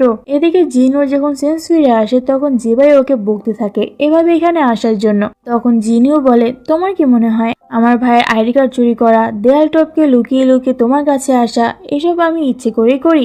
আমি এসব তোমার জন্য করি, আর তুমি আমার সাথে এরকম করছো? তুমি কি আমাকে একটুও লাইক করো না? এসব এক নাগারে বলে সে কান্না করা শুরু করে। জেবাই ওকে কাঁদতে বারণ করলে জেবাই বলে তুমি যে আমাকে লাইক করো সেটা প্রমাণ করে দেখাও তো। জেবাই বলে কিভাবে প্রমাণ করব? জিনু তখন ওকে কাছে টেনে কিস করে বলে এভাবে প্রমাণ করো। জিয়ং আর রেঞ্চো সেদিকে আসছিল। রেঞ্চো ওদের দুজনকে কিস করতে দেখে ফেলে। জিয়ং দেখতেই যাবে তার আগে রেঞ্চোর চোখের সামনে হাত দিয়ে বাধা দেয়, আর তারপর ওকে কোলে তুলে বলে এসব বাচ্চাদের দেখতে হয় না। তারপর সে জিয়ংকে রেস্টরুমে নিয়ে আসে আর খুব কেয়ার করে জিয়ং এর পায়ে মেডিসিন লাগিয়ে দেয়। জিয়ং ওকে বলে তুমি তো মেডিকেল নিয়ে পড়োনি, তাহলে এত ভালো ড্রেসিং পারো কিভাবে? রেঞ্চো তখন বলে এখানে আসার আগে আমি এসব শিখে এসেছিলাম আমার স্টুপিড টিমমেটের জন্য। তারপর একটা মেডিসিন নিতে যাওয়ার জগ করে রেঞ্চো জিয়ং এর ক্লোজে চলে যায়। জিয়ং তখন নার্ভাস হয়ে ব্লাশ করছিল। সে সেখান থেকে চলে যেতে চেয়েছিল, কিন্তু রেঞ্চো ওকে হঠাৎ আটকে কিস করে। তখন রেঞ্চোর জেবাই কথা মনে পড়ে যে তোমার মন যেটা করতে চাইছে তুমি সেটাই করো। পরের সিনে দেখায় রেঞ্চো জিনুর সাথে শপিং মলে এসেছে। জিনু তখন ওকে বলে, আচ্ছা ভাইয়া, একটা ছেলে একটা মেয়েকে কিস করার মানে কি ওরা গার্লফ্রেন্ড বয়ফ্রেন্ড? ফিউচারে ওরা বিয়ে করবে তাই না? রেঞ্চো তো ভেবে নিয়েছিল যে জিনু কি তাকে আর জিয়ংকে কিস করতে দেখে ফেলেছে, কিন্তু জিনু তো তার আর জেবাইয়ের কথা বলছিল। আর যাই হোক, রেঞ্চো এটা বুঝে গিয়েছে যে সে আর জিয়ং গার্লফ্রেন্ড বয়ফ্রেন্ড। তারপর সে যখন রেডি হচ্ছিল তখন সু তাকে জিজ্ঞাসা করে যে তুমি কোথায় যাচ্ছ? রেঞ্চো বলে, ডেটে যাচ্ছি। সু তখন বলে, আমি জানি এক্সারসাইজ তোমার জন্য এক প্রকার ডেটই হবে। এভাবে সে রেঞ্চোর উপর মজা নিয়ে সেখান থেকে চলে যায়। এদিকে রেঞ্চো তো ভাবতে থাকে জিয়ং এর সামনে গিয়ে আমার কি করা উচিত, হাসবো নাকি হাসবো না। এছাড়াও কালকে আমি যে কেলোটা করে ফেলেছি সেটার পর থেকে আমি ওর চোখে চোখ রেখে কিভাবে কথা বলবো। তারপর সে জিয়ং এর কাছে যায়, যে পানি নেওয়ার জন্য লাইনে দাঁড়িয়েছিল। রেঞ্চো গিয়ে জিয়ং এর হাত থেকে পানির বোতলটা নেয়। আসলে সে তো জিয়ং এর হেল্প করতে চেয়েছিল, কিন্তু সে যেভাবে বোতলটা নিল যেন সে বোতলটা ছিনিয়ে নিয়েছে। তো জিয়ং এর কাল রাতের কথা মনে পড়তে সে তখনই রেঞ্চোর সামনে থেকে চলে আসে। পরে জিয়ং এর ক্লাসের সিন দেখানো হয়, যেখানে টিচার ওদের বডিতে সুচ ফুটিয়ে সেলাই করা শেখাচ্ছে। জিয়াং তো এই পদ্ধতিটা নিজের হাতেই অ্যাপ্লাই করেছিল, কিন্তু এতে তার হাতে চোট লেগে যায়। তারপর বংয়ের সাথে ফেরার সময় জিয়ং তার দুঃখের কথা বংয়ের সাথে শেয়ার করে। কথা বলতে বলতে সে এটাও বলে ফেলে, আমার ভাগ্যটাই খারাপ, প্রথমে 5 বছরের ক্রাশ হারালাম, আর তারপর তোমার উপর লাইন মারতে চেয়েছিলাম, কিন্তু পরে দেখলাম তুমি তো আমার টাইপেরই না। বং তো এটা জেনে অবাক যে জিয়ং তাকে পটাতে চেয়েছিল। জিয়ং বলে, আরে ব্যাপার না, আমি বুঝে গিয়েছি যে আমাদের মধ্যে বন্ধুত্বের চেয়ে বেশি কিছু হওয়া সম্ভব নয়। তারপর জিয়ং যখন জেবের সাথে দেখা করতে আসে তখন সে দেখলো জিনিও লজ্জা নিয়ে জেবের সাথে কথা বলছে, মানে নম্র ভদ্র হয়ে থাকছে। এর কারণটা জিয়ং জিনুকে জিজ্ঞাসা করলে জিনিও বলে, জেবাই এইরকম মেয়ে পছন্দ, তাই আমি ওর জন্য এতটুকু করতেই পারি। জেবাই খেয়াল করলো জিয়ং এর হাতে চোট। জিয়ং বলে যে সে তার হাতে সূচের ওই পদ্ধতিটা অ্যাপ্লাই করেছে, আর পদ্ধতিটা অ্যাপ্লাই করতে যে এরকমটা করে ফেলেছে। জেবাই বলে, এটা তোমার হাতের উপর অ্যাপ্লাই করা উচিত হয়নি, কোনো একটা ফ্রেন্ডের হাতের উপর করা উচিত ছিল।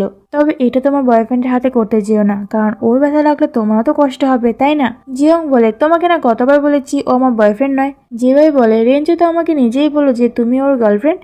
আসলে জেবাই রেঞ্চুকে জিয়ং আর তার সম্পর্কের ব্যাপারে জিজ্ঞাসা করেছিল। রেঞ্চু তখন নিজেই বলেছিল যে জিয়ং আমার গার্লফ্রেন্ড। এখন জিয়ং তো এটা শুনে রেগে যায়। সে বলে, দাঁড়াও দেখাচ্ছি মজা। এই বলে সে রেঞ্চুকে ঝাড়তে চলে যায়। এদিকে রেঞ্চুর সুইমিং ক্লাবের মেম্বাররা মেয়ে পটানো নিয়ে একে অপরের সাথে কথা বলছিল। তখন রেঞ্চু সেখানে আসে। ওরা তো ভেবেই নেয় যে আজকে ওরা শেষ, হয়তো রেঞ্চো ওদেরকে ক্লাব থেকে বের করে দিবে, কিন্তু না, রেঞ্চো এরকম কিচ্ছু করে না। সে উল্টে ওদেরকে বলে, বলো বলো আরো কয়েকটা উপায় বলো তো। তারপর সে বসে যায় ওদের দিকে টিপস নিতে, যে মেয়েদের এরকম ছেলে পছন্দ, ওরকম ছেলে পছন্দ। তখন সেখানে জিয়ং চলে আসে আর ওদেরকে এসব কথা বলতে শুনে ফেলে, এবং সে পরে এইসব নিয়ে রেঞ্চোকে তো ঝাড়ের সাথে এটাও বলে যে তুমি জেবাইদের কেন বলেছো যে আমরা রিলেশনশিপে রয়েছি। এটা শুনে রেঞ্চো বলে, আমরা কি সত্যি ডেট করছি না? জিয়ং বলে, একদমই না, ওই কিস করা মানে এটাই না যে আমরা দুজন ডেট করছি, ওটা তো আমাকে তোমার ফ্ল্যাট করার একটা পদ্ধতি ছিল। এসব কথা শুনিয়ে জিয়ং সেখান থেকে চলে যায়। রেঞ্চোকে বোঝানোর চেষ্টা করেছিল, বাট জিয়ং তার একটা কথাও শুনে না। তখন রেঞ্চোর ফোনে জিনির কল আসে। সে বলে, ভাইয়া দেখো না, যে ভাই আমাকে ওর কাছে থাকতে দিচ্ছে না। এরপর রেঞ্চো সেখানে যায় আর ওদের দুজনকে বলে যে জিয়ং আমার গার্লফ্রেন্ড নয়। তারপর সে জিনিওকে বলে, তুমি যদি যে ভাইয়ের মন জয় করতে চাও তাহলে আমার সাথে এসো। এরপর ওদের দুজনকে একটা ক্যাফেতে দেখানো হয়। রেঞ্চো জিনিওকে বলে, এরকম করলে তুমি কোনোদিনই যে ভাইকে পাবে না, ওকে টাইম দাও, ও যখন ফ্রি হবে তখন ও তোমাকে নিজেই কল করবে। পরের সিনে দেখায় রেঞ্চো জিয়ং এর কাছে আসে, তার হাতে সুচ দিয়ে বেনিফ্যাকচার প্র্যাকটিস করার জন্য, কারণ জিয়ং এটার একটা পোস্ট দিয়েছিল। কেউ না আসলো, রেঞ্চো জিয়ংকে হেল্প করতে চলে এসেছে। জিয়ং তো প্রথমে রাজি হয় না, পরে আর কোনো উপায় না পেয়ে রেঞ্চোর হাতে এই প্র্যাকটিসটা করতে হয়। জিয়ং এর নার্ভাসনেস রেঞ্চোই দূর করে, এটা বলে যে তুমি নিশ্চিন্তে এটা করতে পারো, কারণ আমার ব্যথা লাগে না। অনেকবার প্র্যাকটিস করার পর অ্যাট লাস্ট জিয়ং এটা করতে শিখেই যায়। তাই সে রেঞ্চোকে ধন্যবাদ জানাতে এটা বলে যে সে রেঞ্চোকে কেক বানিয়ে খাওয়াবে। রেঞ্চো সেখান থেকে যাওয়ার পর জিয়ং বুঝতে পারে রেঞ্চোর আসলে ব্যথা লেগেছে কিনা, সেটা সে সোফার এই অবস্থা দেখে বুঝতে পেরেছে। পরের দিন ক্লাসে যখন টিচার সবাইকে এটা করতে বলে তখন জিয়ং একবারই পেরে যায়। সে শাওয়ের সাথে বাজি লেগেছিল, এখন শাও হেরে গিয়েছে, তাই আজ দুপুরের লাঞ্চটা সেই ট্রিট দিবে। শাওয়ের তো বিশ্বাসই হচ্ছে না যে জিয়ং এত তাড়াতাড়ি অ্যাপ্লাইটা শিখে গেল কিভাবে। জিয়ং এর কাছে তখন রেঞ্জোর মেসেজ আসে, সে জিয়ংকে কেকটা পৌঁছে দেওয়ার জন্য তার লকারের নাম্বারটা বলে দেয়। এদিকে জেবাই জিনিওকে ডেটে নিয়ে এসেছে। জিনিও জেবাইয়ের সাথে ভদ্র নম্র হয়ে থাকার অ্যাক্টিং করলেও জেবাই বলে এসব করার কোনো দরকার নেই, তুমি যেরকম আমি তোমাকে সেরকমই পছন্দ করি। এটা শুনে জিনিও তো আবার তার আগের ফর্মে ফিরে আসে। এখন জেবাই জিনিওকে পছন্দ করুক বা না করুক, জিনিওর এই পাগলামি তোকে পোহাতেই হবে। যাই হোক, জিয়ং রেঞ্জোকে কেক দিতে ওর লকারের সামনে সেখানে আসে, কিন্তু লকারে রেঞ্জো জিয়ং এর জন্য সয়া মিল্ক রেখে দিয়েছিল, যা খেয়ে জিয়ং ভাবতে থাকে ওই সয়া মিল্কটা কোথা থেকে অর্ডার করে, এরকম টেস্টের সয়া মিল্ক তো আমি কোথাও খাইনি। সয়া মিল্ক খেতে খেতে জিয়ং এর রিয়েলাইজ হয় যে সে রেঞ্জোর সাথে তখন খুব খারাপ বিহেভ করে ফেলেছে, তাই সে একটা ছোট নোট লেখে আর সেটা রেঞ্জোর লকারে চুপি চুপি রেখে আসার জন্য শুয়ের কাছ থেকে আগেই জেনে নেয় যে রেঞ্জো এখানে আছে কিনা। শুকে জানায় যে রেঞ্জোর প্র্যাকটিস শেষ করে অনেক আগে এখান থেকে বেরিয়ে গিয়েছে, কিন্তু এখন সমস্যা হলো রেঞ্জোর লকার বন্ধ করা। সে বিভিন্ন ধরনের কোড দিয়ে লকারটা খোলা ট্রাই করছিল, তখন পেছন থেকে রেঞ্জো এসে ওকে কোড নাম্বারটা বলে আর বলে তুমি কবে থেকে চুরি করা শিখেছো হ্যাঁ? জিয়ং তখন বলে আমি এই সয় নোটটা দিতে এসেছিলাম আর আজ থেকে আমরা সাধারণ ক্লাসমেট হয়ে থাকবো। এই কথা শুনে রেঞ্জো বলে সত্যি তুমি যদি আমার সাথে সাধারণ ক্লাসমেট হয়ে থাকতে চাও তাহলে সেদিনের কিসের কথা ভুলে যাও, ওটা কিছুই না, ওটা জাস্ট আবেগের বশে হয়ে গিয়েছে। জিয়ং এখন একটা কঙ্কাল কিনতে চায়, বাট এর জন্য ওর অনেক টাকা লাগবে। রেঞ্জোদের ক্লাব থেকে শুয়ে কিছু অর্ডার নিয়ে আসে। জিয়ং তো ভেবেছিল এটা কোনো বড়সড় অর্ডার হবে, কিন্তু না, অত বড় নয়। তারপর সু ওকে বলে যদি তুমি কোনোদিন কোনো ছেলেকে ভালোবেসে ফেলো তাহলে তাকে কি প্রপোজ করবে। জিয়ং শুয়ের কথার মানেটা বুঝতে পারে না। তারপর সে সুকে রেঞ্জোর কথা জিজ্ঞাসা করে ফেলে যে ও এখানে এলো না কেন, তুমি এলে যে। সু বলে রেঞ্জো একটু ব্যস্ত আছে, তাই আমি ওর এই ছোটখাটো কাজগুলো করে দিচ্ছি। আসলে রেঞ্জো ইচ্ছে করে এখানে আসেনি, ওর ধারণা ও জিয়ংকে ইগনোর করলে, ওর থেকে দূরে থাকলে জিয়ং হয়তো তার অভাবটা বুঝতে পারবে। সেই প্ল্যানটা সুকে বললে সুয়ের কাছে প্ল্যানটা কোনো কাজে দেবে না বলে মনে হয়। এদিকে জেবাই আর জিনিওর রোমান্স চলতে থাকে। জেবাই জিনিওকে ওদের ডেট করার টাইম শিডিউলে শীট দেয় যে রেড কালারের মার্ক করার সময় আমি ফ্রি থাকি। জিনিও বেচারি তো অবাক যে সে কার পাল্লায় পড়েছে, ডেট করার জন্য শিডিউল মেনে চলতে হবে এখন। রেঞ্জো আজ ক্লাব মেম্বারদের আগে ছুটি দিয়ে দিয়েছে, তারা ক্লাব মেম্বাররা তো অবাক, যেখানে রেঞ্জো আগে ওদের ওভার টাইম করাতো আর এখন আগে আগে ছুটি দিয়ে দিয়েছে। যেখানে কম্পিটিশনের তারিখ এসে ওদের গেটে কড়া নাড়ছে আর ওর হাতেরও যেন কি হয়েছে, ঠিক মতো সুইমিংও করতে পারছে না। এটা তারা একে অপরের সাথে বলা বলি করছিল। এদিকে রেঞ্জো বসে বসে জিয়ং এর কথাই ভাবছিল। তখন অন্য ক্লাবের মেম্বাররা সেখানে আসে কম্পিটিশনের জন্য। ঠিক তখনই জিয়ং সেখানে চলে আসে কেক আর বিস্কিটস নিয়ে, যেটা রেঞ্জো অর্ডার করেছিল। সেখানকার ছেলেগুলো সুইম করার জন্য নিজেদের শার্ট খুলছিল, যা দেখে জিয়ং তো বড় বড় চোখ করে ওদের মাসাল গুলো দেখতে থাকে। এটা দেখে রেঞ্জো তো খুব রেগে যায়, সে বলে ওদের সাহসে কিভাবে একটা মেয়ের সামনে টি শার্ট খোলার। এদিকে জিয়ং যখন ওদের দিকে অ্যাট্রাক্টেড হয়ে তাকিয়েছিল তখন রেঞ্জো এসে ওদের চোখ ঢেকে ভিতরে নিয়ে যায় আর ওকে জিজ্ঞাসা করে তুমি ওদের দিকে তাকিয়েছিলে কেন। জিয়ং তখন বলে আমি ওদের মাসাল রিড করছিলাম, এতে কি সমস্যা হয়েছে। এই কথা শুনে রেঞ্জো তখন জিয়ং এর সামনে নিজের শার্ট খুলে বলে তোমার যে কোনো ধরনের এক্সপেরিমেন্ট মাসল রিড তুমি আমারটা দেখে করতে পারো, ইভেন তুমি এটা টাচ করেও দেখতে পারো। জিয়ং এখন কি বলবে, সে কোনো মতে কথাটাকে ঘুরিয়ে সেখান থেকে চলে যেতে নেয়, কিন্তু রেঞ্জোকে সে আবার একই ভুল করবে। সে বলে বাইরে অনেক ছেলে আছে, আমি তোমাকে দিয়ে আসছি। এই বলে সে নিজের টি শার্টটি জিয়ং এর মুখের ওপর দিয়ে ওর চোখ থেকে সেখান থেকে নিয়ে আসে। জিয়ং তো কিছুই বুঝতে পারছে না যে এই ছেলেটা আসলে কি চায়। আর এই ফানি মোমেন্ট গুলো দিয়ে আজকের এই পার্টটা শেষ হয়। এই পার্টির শুরুতেই আমরা দেখব জিয়ং তার এক ফ্রেন্ডের সাথে প্র্যাঙ্ক করবে বলে কেকের বক্সের মধ্যে মাথার খুলি রেখে দেয়। তখন ক্যাম্পাস কুইন সেখানে এসে জিয়ংকে বলে এই ফ্রাইডেতে তুমি আমার সাথে শপিংয়ে যাবে। ক্যাম্পাস কুইন মেয়েটাকে জিয়ং এর ভালো লাগতো, তাই সে তখন ক্যাম্পাস কুইনকে হ্যাঁ করে দেয়। টেবিলের উপরে থাকা কেকের বক্সটা দেখে ক্যাম্পাস কুইন ভাবে এটা বোধহয় জিয়ং রেঞ্জোর জন্য নিয়ে যাচ্ছে। জিয়ং যেন এটা রেঞ্জোকে না দিতে পারে, তাই সে জিয়ংকে কোনো কথা বলার সুযোগ না দিয়ে সেখান থেকে বক্সটা নিয়ে চলে যায়। কিছুদিন বাদেই রেঞ্জোর সুইমিং কম্পিটিশন, তাই সে জিয়ংকে বলেছিল যাতে জিয়ং তার কম্পিটিশনের ম্যাচটা দেখতে আসে। বাট জিয়ং তো ক্যাম্পাস কুইনের সাথে সেদিন শপিংয়ে যাবে বলে কথা দিয়েছে, তাই সে তখন রেঞ্চোকে মানা করে দেয়। কিন্তু পরে সবাই জিয়ংকে রিকোয়েস্ট করাতে সে ভাবলো রেঞ্চো তো আমার জন্য কত কিছু করে, এতটুকু তো ওর জন্য করাই যায়। তাই সে ক্যাম্পাস কুইনকে মেসেজ করে বলে দেয় যে সে তার সাথে ফ্রাইডেতে শপিংয়ে যাবে না। কিন্তু পরে দেখা যায় জিয়ং রেঞ্চোর কম্পিটিশনে এসে দেখে ক্যাম্পাস কুইন আগে থেকেই এখানে এসে বসে আছে। এদিকে রেঞ্চো জিয়ংকে এখানে আসতে দেখে খুশি হয়। ক্যাম্পাস কুইন ভাবে রেঞ্চো তার দিকেই তাকিয়ে আছে। আসলে রেঞ্চো জিয়ংকে দেখছিল। এরই মধ্যে জিয়ং এর ফ্রেন্ড তাকে একটা মেসেজ করে, মিনিটের মধ্যে রেস শেষ, আমাদের হিরো রেঞ্চো জিতেছে। রেস শেষ করতে সে জিয়ং এর দিকে তাকায়, কিন্তু সে তাকিয়ে দেখে জিয়ং অন্য কাজে বিজি আছে। এটা দেখে তার মন খুব খারাপ হয়ে যায়। এদিকে জিয়ং মেসেজের একটা রিপ্লাই দিতে গিয়ে উপরে তাকিয়ে দেখে ম্যাচ শেষ। সে ভাবে আমি তো মাত্র একটাই রিপ্লাই করলাম, এরই মধ্যে জনাব এখান থেকে ওখানে পৌঁছে গেলেন। তারপরেও কম্পিটিশন শেষে রেঞ্চো জিয়ংকে বেশি পাত্তা দিচ্ছিল, ক্যাম্পাস কুইনের দিকে একবার ফিরেও তাকায় না।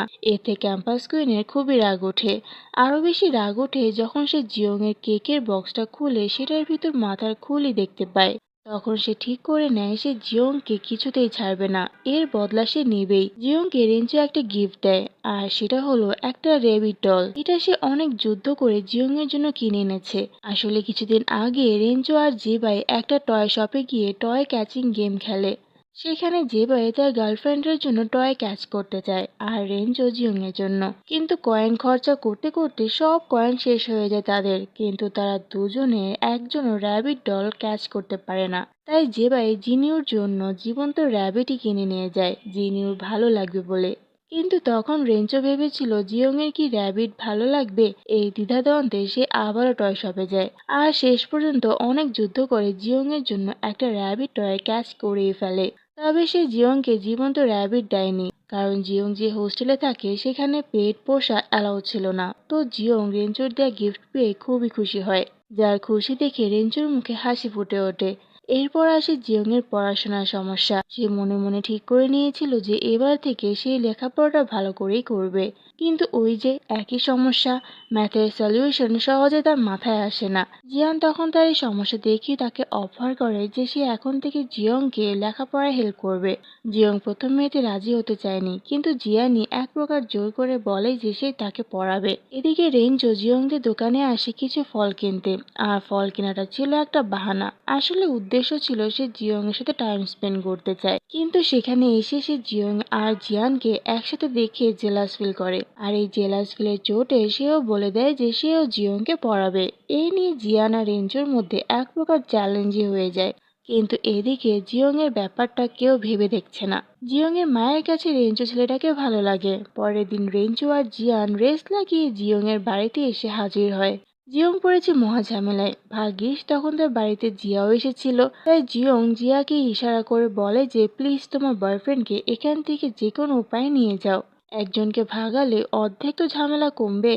এরপর রেঞ্চো তার পড়ানো শুরু করে। রেঞ্চো তার টেস্ট থেকে শুরু করে প্র্যাকটিক্যাল সবকিছু এমনভাবে পড়িয়ে শেষ করায় যে জিয়ং এবার ফাটাফাটি রেজাল্ট করবে। সে তার ফলাফলে এতটাই খুশি যে তার মনে যাচ্ছে না রেজাল্ট কার্ডটা ব্যাগে ঢুকাতে। এরই মধ্যে রেঞ্চো জিয়ং এর সাথে টাইম স্পেন্ড করে একদম শিওর হয়ে গিয়েছে যে সে জিয়ংকে সত্যি ভালোবাসে। তাই সে তার ফিলিংস বৈজ্ঞানিক পদ্ধতিতে জিয়ংকে প্রকাশ করতে চেয়েছিল, কিন্তু জিয়ং এর মুডটা আজ বিগড়ে থাকায় সে তো রেঞ্চোর প্রপোজাল বুঝতেই পারে না, উল্টে তাকে কতগুলো কথা শুনিয়ে দেয়। তাই রেঞ্চো ঠিক করে যতদিন না তার জন্য জিয়ং এর মনে কোনো ফিলিংস ক্রিয়েট হচ্ছে ততদিন সে তার মনের কথা জিয়ংকে বলবে না। জিয়ং এর মন আজকাল একটু বেশি কনফিউশনের মধ্যে থাকে।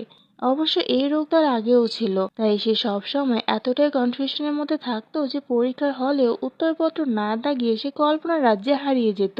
তাই সে ঠিক করে আমার দ্বারা তো এই মেডিকেল পড়া হবে না, আমার বরং এই মেডিকেল ফিল্ড চেঞ্জ করে ফেলা উচিত। এই নিয়ে দ্বিধাদ্বন্দ্বে ভুগছিল। আর এই ব্যাপারটা যখন রেঞ্চো জানতে পারলো তখন সে নিজে জিয়ং এর পড়াশোনার দায়িত্ব গ্রহণ করে, কারণ সে বুঝতে পেরেছিল জিয়ং মেয়েটা ইচ্ছে করলে সবকিছু করতে পারে, তার ইচ্ছেটা নষ্ট করে দেয় কনফিউশন। জিয়ং এর মেডিকেল পড়ারও ইচ্ছে আছে, এটা রেঞ্চো বুঝতে পারে, কারণ একদিন জিয়ং ড্রাঙ্কড হয়ে যখন উল্টাপাল্টা করছিল তখন সে তার এই উল্টাপাল্টা কাজের মধ্যে মেডিকেলের সাদা অংশটাকে এক মুহূর্তের জন্য নিজের থেকে আলাদা করতে দেয়নি। এ তখন রেঞ্চোর হোয়াইট শার্টটা একটা অ্যাপ্রন ভেবে সেটাকে রেঞ্চোর গা থেকে খুলে নেয়। আর গার্ড যখন তাকে সেখান থেকে নিয়ে আসতে যায় তখন জিয়ং কিছুতেই যেতে চাচ্ছিল না, কারণ সে তখন অচেতন অবস্থায় ভাবতে থাকে সে সার্জারি করছে। আর এই সার্জারির মাঝপথে ছেড়ে সে কোথাও যাবে না। সেই দিনে রেঞ্জো বুঝতে পেরেছিল জিয়ং কোনো জিয়ানের জন্য এই মেডিকেল ফিল্ড বেছে নেয়নি। সে ডাক্তারের পেশাকে মন থেকে ভালোবেসেছে বলে এই ফিল্ডে এসেছে। এরপর রেঞ্জো জিয়ং এর কনফিডেন্স বাড়ানোর জন্য সবসময় ওর পাশে থেকে ওকে সাহস জুগিয়েছে, যার ফলে বর্তমানে জিয়ং এর কনফিডেন্স লেভেল অনেকটা গ্রো আপ করেছে। তারপর তার মনের প্রশ্ন জাগে যে রেঞ্জো আমার জন্য এত কিছু করে, তাহলে কি রেঞ্জো আমাকে লাইক করে? এই কথা জিয়ং এর ফ্রেন্ড শাও ওকে বুঝাতে চেয়েছিল। সে বলে, একবার ভেবে দেখ, রেঞ্জোর জন্য তোর মনে কি একটু ফিলিংস নেই? কিন্তু জিয়ং কি বলবে, সে তো এই ব্যাপারে কনফিউজড। রেঞ্জো যখন তাকে স্টাডি করাতো তখন তার অন্যরকম ফিলিংস হতো। তখন তার মনে পড়ে যেত জিয়ান আর তার স্কুল লাইফের কথা, যখন সে জিয়ানের ওপর পদে পদে ক্রাশ খেত। বর্তমানে সে নিজেকে সংযত করে বলে, এটা আমি কি ভাবছি? এরকমটা নয় যে আমাকে যে স্টাডি করাবে আমি তার উপরেই ক্রাশ খাবো। তারপর সে একটু টয়লেটে যাওয়ার জন্য ওঠে, আর যখন ওয়াশরুম থেকে ফিরে আসে তখন সে দেখে ক্যাম্পাস কুইন রেঞ্জোর পাশে বসে স্টাডি করছে, আর রেঞ্জো তাকে পড়া বুঝিয়ে দিচ্ছে। এটা দেখে তার তো একটু খারাপ লাগে, কিন্তু তবুও সে নিজের মনটাকে এটা বলে বুঝায় যে ক্যাম্পাস কুইন আর ক্যাম্পাস কিং একে অপরের জন্য একদম পারফেক্ট, এর মধ্যে আমার না ঢোকাটাই উচিত। এভাবে সে সেখান থেকে চলে যায়। পরের দিন সে যখন কলেজ থেকে ক্লাস করে বের হয় তখন দেখে রেঞ্জো তার দিকে রাগি চোখে তাকিয়ে আছে। আর তারপর জিয়ং যখন তার কাছে যায় তখন রেঞ্জো রেগে জিয়ংকে জিজ্ঞাসা করে, তুমি কাল লাইব্রেরিতে তোমার বই ফেরত নিতে আসোনি কেন? তুমি জানো তোমার জন্য আমি কতক্ষণ ওয়েট করে বসেছিলাম? আর ক্যাম্পাস কুইনকে তুমি আমার কাছে পাঠিয়েছিলে, তাই না? আচ্ছা জিয়ং, আমার জন্য তোমার মনে কি কোনো ফিলিংস নেই? এই কথা জিয়ং শুনে স্তব্ধ হয়ে যায়। কিছুক্ষণ পর সে ভেবে উত্তর দেয়, কেন কোনো ফিলিংস থাকবে না? তুমি আমার প্রাইভেট টিচার, তোমার জন্য তো আমার মনে ফিলিংস অন্যরকম।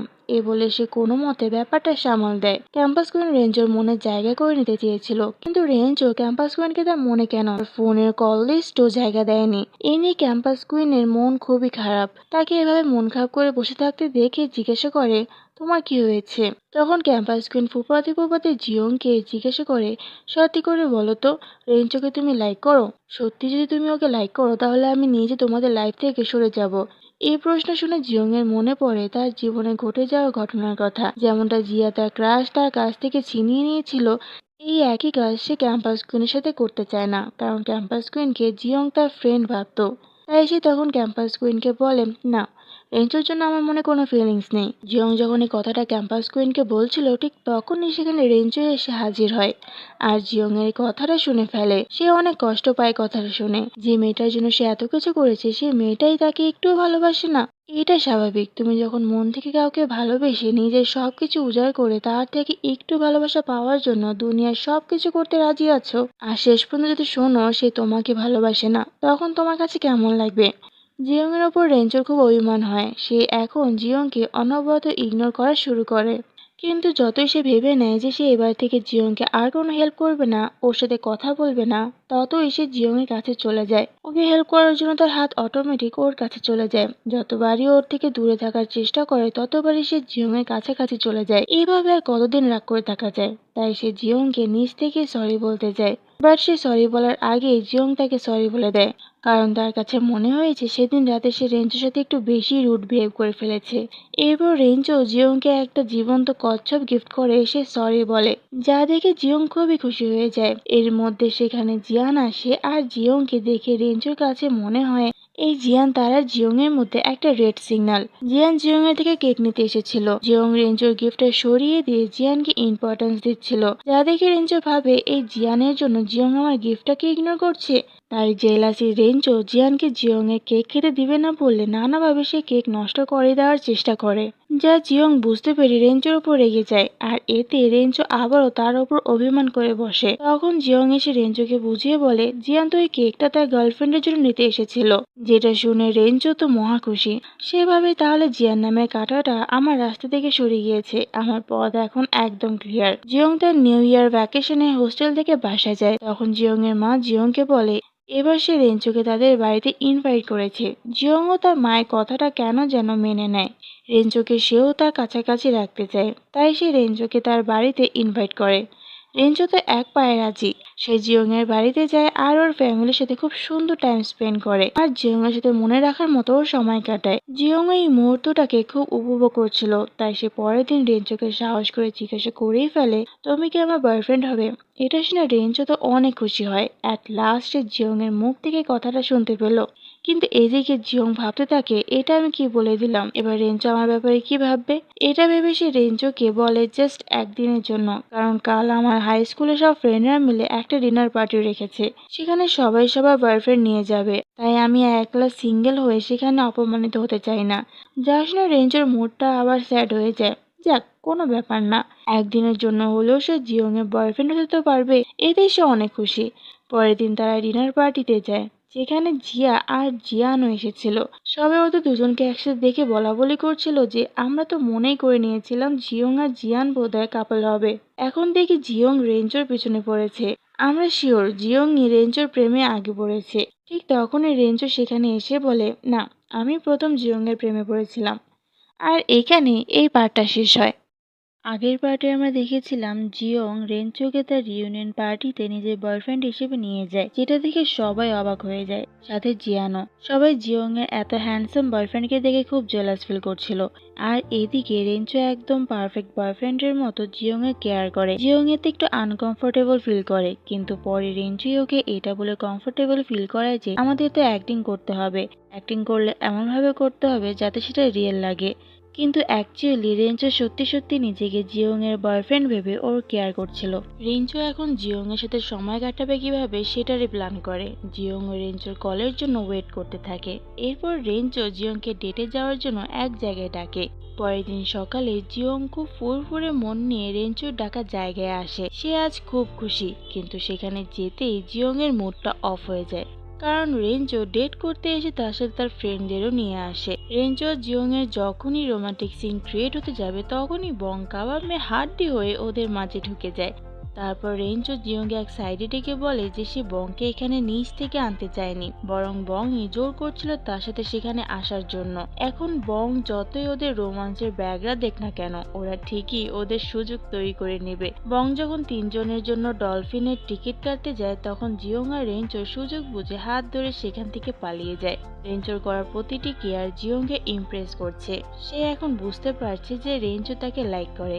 এখন রেঞ্জো তাকে সত্যি সত্যি ভালোবাসে কিনা সেটা আর একটু ভালো করে সে জানতে চায়। এদিকে রেঞ্জোদের কলেজে একটা স্পিকিং কম্পিটিশন হয়, সেখানে জিয়ং আর রেঞ্জো বিপরীত দলের সদস্য। এটা ক্যাম্পাস কুইনই রাগের বশে করেছে, কারণ সে যখন জিয়ংকে বলছিল তুমি তো রেঞ্জোর ভালো ফ্রেন্ড, আমাকে রেঞ্জোর সাথে লাইনটা ধরিয়ে দাও না। জিয়ংও তখন সাহস করে ক্যাম্পাস কুইনকে বলে, দেখো আমিও রেঞ্জোকে লাইক করি, আর সেটা অনেক আগ থেকেই, কিন্তু আমি এটা রিয়েলাইজ করেছি বেশ কিছুদিন হলো, তাই আমি তোমাকে এ ব্যাপারে কোনো সাহায্য করতে পারবো না। ক্যাম্পাস কুইন তখন জিয়ংকে পিঞ্চ মেরে বলে, রেঞ্জোর মতো ব্রিলিয়ান্ট স্টুডেন্ট তোমার মতো ডাম স্টুডেন্টকে কেন লাইক করতে যাবে, দেখো ও তো আমাকেই চুজ করবে। জিয়ং বলে, ঠিক আছে, তুমি তোমার দিক থেকে চেষ্টা করো আর আমি আমার দিক থেকে। তো আজকের স্পিকিং কম্পিটিশনের টপিক ছিল রোবটের মধ্যে কি কখনো মানুষের মতো ভালোবাসার অনুভূতি হতে পারে। জিয়ং যখন এই ব্যাপারে বক্তৃতা দিতে আসে, তখন কেউ তাকে উৎসাহ দেওয়ার জন্য ক্লাপিং না করলেও তার ফ্রেন্ড শাও দাঁড়িয়ে ওদের জন্য চেয়ার আপ করে। জিয়ং এতেই খুশি হয়। জিয়ং এ ব্যাপারে বক্তৃতা দেয় যে রোবটের মধ্যে ভালোবাসার অনুভূতি জন্ম নিতে পারে না। তো জিয়ং বক্তৃতায় যা বলে সেসব কথা রেঞ্জোকে ইমপ্রেস করে। আর তারপর টার্ন আসে রেঞ্জোর বক্তৃতায়। এখানে তাকে জিজ্ঞাসা করা হয় রেঞ্জো কি কাউকে ভালোবাসে। রেঞ্জো উত্তরে হ্যাঁ বলে। সে বলে, আমি একটা মেয়েকে ভালোবাসি আর সে এখানেই রয়েছে, কিন্তু সে যাকে ভালোবাসে তার যা যা গুণ বলেছে সে সবকিছু জিয়ং এর মধ্যে নয়, ক্যাম্পাস কুইনের মধ্যে রয়েছে। এটা জিয়ং মনে করে। সেভাবে এতদিন আমার সাথে টাইম স্পেন্ড করে এখন ক্যাম্পাস কুইনের গুণ গাইছে। কিন্তু জিয়ং তবুও হাল ছাড়বে না, শেষ চেষ্টাটুকু সে চালিয়ে যাবে। সে রেঞ্জোকে ইমপ্রেস করার জন্য নিজের গেট আপ চেঞ্জ করে, হেয়ার স্টাইল চেঞ্জ করে। এদিকে জিয়া জিয়ানের মধ্যে কিছু বিষয় নিয়ে কথা কাটাকাটি হয়। তখন জিয়া রাগের মাথায় বলেই দেয় যে জিয়ং জিয়ানকে একসময় লাইক করত। সে যদি জিয়ানকে আগেই প্রপোজ না করত তাহলে আজ হয়তো জিয়ান জিয়ং এর সাথে থাকতো। এই কথাটা জিয়ান আজকে জানতে পারলো যে জিয়ং একসময় তাকে লাইক করত। এদিকে জিয়ং রেডি সেডি হয়ে যখন পার্লার থেকে বের হয় তখন জিয়ান তার কাছে আসে। আর ওকে সরাসরি জিজ্ঞাসা করে যে তুমি কি আমাকে লাইক করতে। জিয়ং তখন জিয়ানকে বুঝিয়ে বলে, দেখো এটা সত্যি যে একসময় আমি তোমাকে লাইক করতাম, কিন্তু এখন আমি মুভ অন করে নিয়েছি, আমি এখন অন্য কাউকে লাইক করি। জিয়ং জিয়ানকে বুঝিয়ে সুঝিয়ে যখন সেখান থেকে চলে আসছিল তখন সে হঠাৎ করে পড়ে যেতে নিলে জিয়ান তাকে ধরে ফেলে। আর এদিকে জিয়াও রিয়েলাইজ করে যে সে জিয়ানকে একটু বেশি বলে ফেলেছে, তাই সে জিয়ানের রাগ ভাঙাতে কেক নিয়ে যখন এদিকে আসছিল তখন জিয়ান আর জিয়ানকে এভাবে দেখে মিস আন্ডারস্ট্যান্ড করে ফেলে। আর রাগের চোটে জিয়ানের জন্য আনা কেকটা জিয়ানের দিকে ছুড়ে মারে, কিন্তু দুর্ভাগ্যক্রমে কেকটা জিয়ানের মুখের উপর না পড়ে জিয়ংয়ের চুলে মুখের উপর গিয়ে পড়ে, যেটা সে একটু আগে এত প্রিপেয়ার করেছিল। জিয়ং জিয়ানকে বলে তাড়াতাড়ি করে রাগ ভাঙায়। এখন জিয়ং তার এই মুখ নিয়ে কারোর সামনে যেতেই পারছে না, বিশেষ করে সে এটা প্রে করছিল যে রেঞ্জু যেন তার সামনে না পড়ে। কিন্তু ওই যে বলে না, যেখানে বাঘের ভয় সেখানেই সন্দেহ হয়, রেঞ্জুই তাকে ধরে ফেলে আর তাকে জিজ্ঞাসা করে তুমি এখানে এভাবে লুকিয়ে আছো কেন। জিয়ংকে তার সাথে নিয়ে যে ওর চুল পরিষ্কার করে দেয়।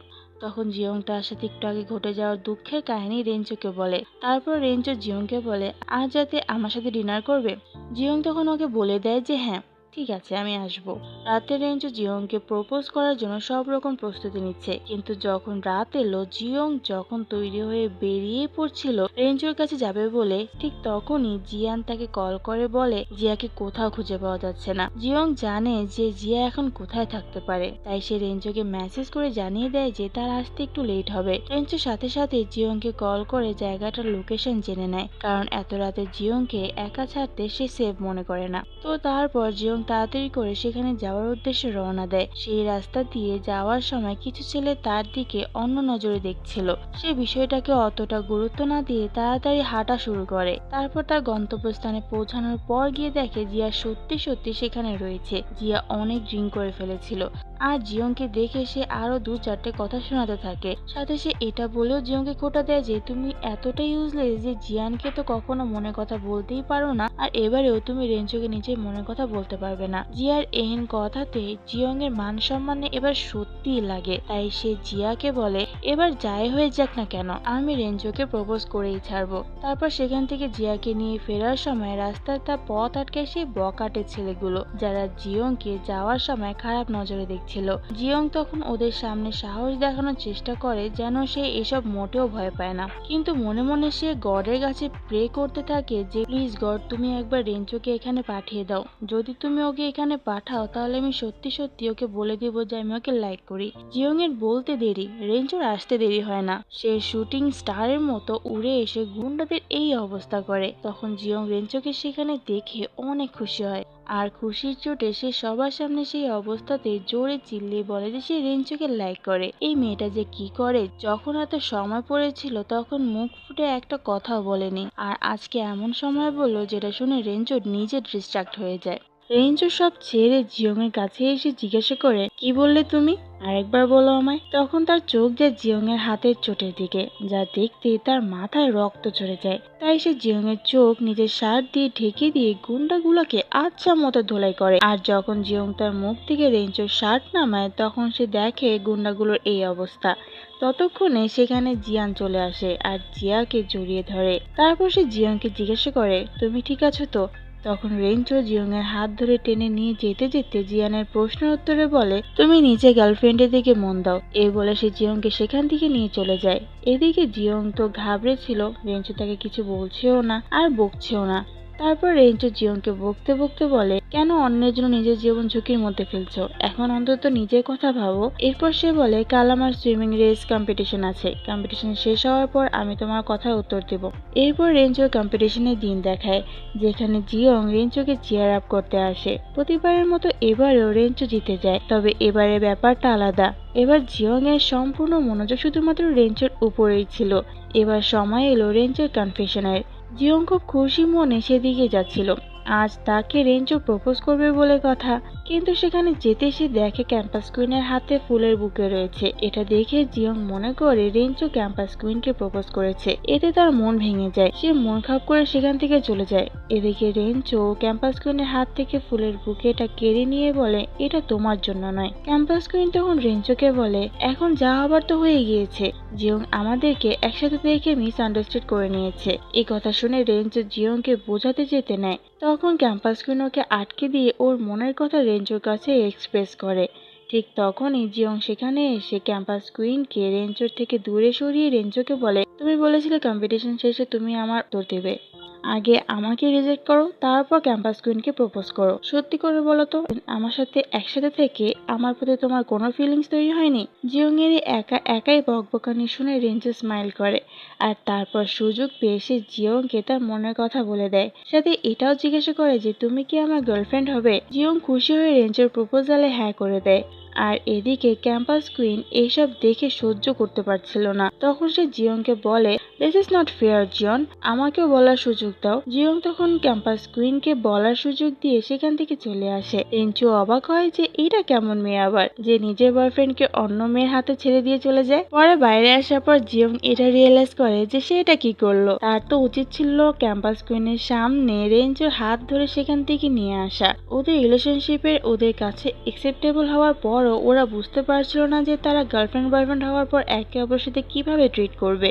অন্যান্য কাপলদের দেখে জিয়ংও চেয়েছিল রেঞ্চোর সাথে রোমান্টিক সিন ক্রিয়েট করতে, বাট রেঞ্চো তো সেসব বুঝেই না, উল্টে জিয়ংকে একটা বাচ্চার মতো ট্রিট করে। কারণ রেঞ্চো জিয়ংকে অনেক ভালো করে জানে, ওর কখন কোনটা লাগবে না লাগবে সবকিছু সে আগ থেকে জানে, যার ফলে তাদের মধ্যে রোমান্টিক সিন ক্রিয়েট হওয়ার আগে রেঞ্চো তার সামনে সবকিছু এনে হাজির করে। জিয়ং চেয়েছিল রিলেশনশিপে আসার পর সে আর রেঞ্চো ডেটে যাবে, একসাথে ঘুরবে ফিরবে, একসাথে সময় কাটাবে, কিন্তু না, রেঞ্চো তো তাকে ডেটে রোমান্টিক প্লেসে না নিয়ে গিয়ে লাইব্রেরিতে নিয়ে আসে জিয়ংকে পড়ানোর জন্য। জিয়ং এটা একদমই আশা করেনি যে তার ডেট হবে লাইব্রেরিতে। তাই জিয়ং এসবে ফ্রাস্ট্রেটেড হয়ে রেঞ্চোকে বয়ফ্রেন্ড বলার বদলে সিনিয়র বলে ডাকা শুরু করে, যেটা এবার রেঞ্চোর মনে গিয়ে লাগে। তাই সেও এবার চেষ্টা করে জিয়ং আসলে চায়টা কি তা বোঝার। পরে সে জিয়ংকে এটাও বলে দেয় যে খবরদার আমাকে আর কখনো সিনিয়র বলে ডেকেছ যদি। এরপর ওদের মধ্যে লং ডিস্টেন্স রিলেশনশিপও চলতে থাকে, কারণ রেঞ্চোকে তার কিছু কাজের জন্য দেশের বাইরেও যেতে হয়। দুজনকে অনেক মিস করতে বলে ওরা একে অপরের দেশে চলে যায় সারপ্রাইজ দিতে। জিয়ং তো রেঞ্চোকে মিস করতোই, কিন্তু রেঞ্চো জিয়ংকে একটু বেশি মিস করতো। সে জিয়ংকে এতটাই মিস করতো যে জিয়ংয়ের সাথে সারা রাত কথা বলার জন্য একটা অ্যাপ সফটওয়্যার বানিয়ে ফেলে, যে অ্যাপের নাম দেয় সে জিয়াওহি। জিয়ং জানতোই না যে সে এতদিন একটা অ্যাপের সাথে কথা বলতো।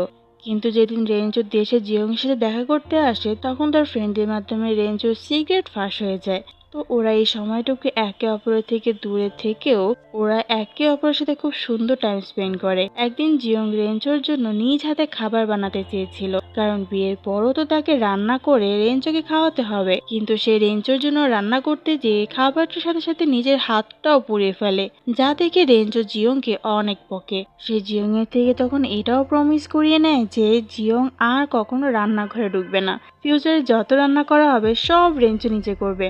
বাহ, এমন সময় জিয়ং এর মা বাবা ওদের বাসায় চলে আসে। জিয়ং তো জানতো না যে তার প্যারেন্টসরা এখানে আসবে। খাওয়ার সময় জিয়ং এর মা বাবা রেঞ্চোকে জিজ্ঞাসা করে, তোমার কি গার্লফ্রেন্ড আছে? রেঞ্চো বলে, হ্যাঁ আমি রিলেশনশিপে আছি। কিন্তু তবুও জিয়ং এর মা বাবা রেঞ্চোকে তার এক বন্ধুর মেয়ের কথা বলতে থাকে। তখন জিয়ং রেগে দাঁড়িয়ে গিয়ে বলে, তোমরা কেমন মা বাবা, হ্যাঁ, নিজের মেয়ের দুশ্মন হয়ে যাচ্ছ?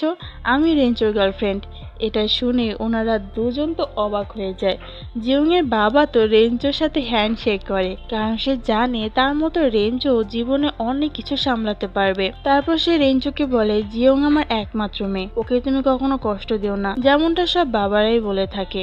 আর অ্যাজ ইউজুয়াল রেঞ্চো জিয়ং এর বাবাকে কথা দেয় যে সে জিয়ংকে সারা জীবন সুখে রাখবে। আর এদিকেও জিয়ং এর মা জিয়ংকে বুঝায়, রেঞ্চোর মতো ছেলেকে তুমি লাইফ পার্টনার হিসেবে পেয়েছো, তাই রেঞ্চোকে ধরে রেখো। মানে জিয়ং এর পরিবারের দিক থেকে সব ফাইনাল। এবার আসে রেঞ্চোর প্যারেন্টসদের সম্মতি নেয়ার পালা। রেঞ্চো আর জিয়ং ট্রিপে যাবে। তারা ট্রিপে যাওয়ার জন্য যখন এয়ারপোর্টে যায় তখন রেঞ্চোর বাবা মা সেখানে আসে, যাদের দেখে জিয়ং একটু ঘাবড়ে যায়। কিন্তু রেঞ্চোর মা বাবার কাছে জিয়ংকে খুব পছন্দ হয়, মানে তারাও জিয়ং আর রেঞ্চোর রিলেশনশিপটা মেনে নিয়েছে। এরপর ওরা ট্রিপে যেয়ে একে অপরের সাথে খুব সুন্দর টাইম স্পেন্ড করে। এই ড্রামার শেষ সিনে দেখায় জিয়ং এর বার্থডেতে রেঞ্জো জিয়ংকে একটু অন্যভাবে সারপ্রাইজ দিতে চায়। জিয়ং এর জন্য সে সুন্দর করে রুম সাজিয়েছে। সেখানে জিয়ং পানি ভেবে ভুলবশত ড্রিঙ্ক করে ফেলে। এখন এই ড্রিঙ্ক করলে জিয়ং যে কি করে সেটা রেঞ্জো খুব ভালোভাবেই জানে। তার যে অবস্থা টাইট হয়ে যাবে সেই ভয়ে সে এখন আছে। ড্রাঙ্কড অবস্থায় জিয়ং রেঞ্জোকে কিস করে, আরো অনেক কিছুই করতে চায়, কিন্তু রেঞ্জো চায় না জিয়ং এর অচেতন অবস্থায় জিয়ং এর সাথে কিছু করতে। কিন্তু পরে সে বুঝতে পারে জিয়ং এর নেশাই হয়নি। এটা জানার পর রেঞ্জো ওকে পানিশমেন্ট দেয়, আর এভাবেই ওরা একে অপরের সাথে ফার্স্ট নাইট স্পেন্ড করে। সকালে রেঞ্জো জিয়ংকে বার্থডে উইশ করে আর সারা জীবন একসাথে থাকার জন্য প্রপোজ করে। এরপর রেঞ্জো তার বিভিন্ন কাজের জন্য জিয়ংকে একা রেখে বিভিন্ন জায়গায় গিয়েছে। ওদের মধ্যে লং ডিস্টেন্স রিলেশনশিপ ছিল, কিন্তু ওরা একে অপরের থেকে দূরে থেকেও কখনো এটা বুঝতে দেয়নি যে ওরা কাছাকাছি নেই। দূরে থাকা সত্ত্বেও তাদের মধ্যে ভালোবাসার পরিমাণ বিন্দুমাত্র কমেনি। সবসময় সব পরিস্থিতিতে ওরা একে অপরকে সাহায্য করেছে, একে অপরের পাশে থেকেছে। আর এভাবেই এই ড্রামাটার সমাপ্তি ঘটেছে। তোমাদের কাছে ড্রামাটা কেমন লেগেছে অবশ্যই কমেন্ট করে জানিও, আর নেক্সট ড্রামা কোনটা দেখতে চাও সেটাও কমেন্ট করে আমাকে জানিও। আল্লাহ হাফেজ।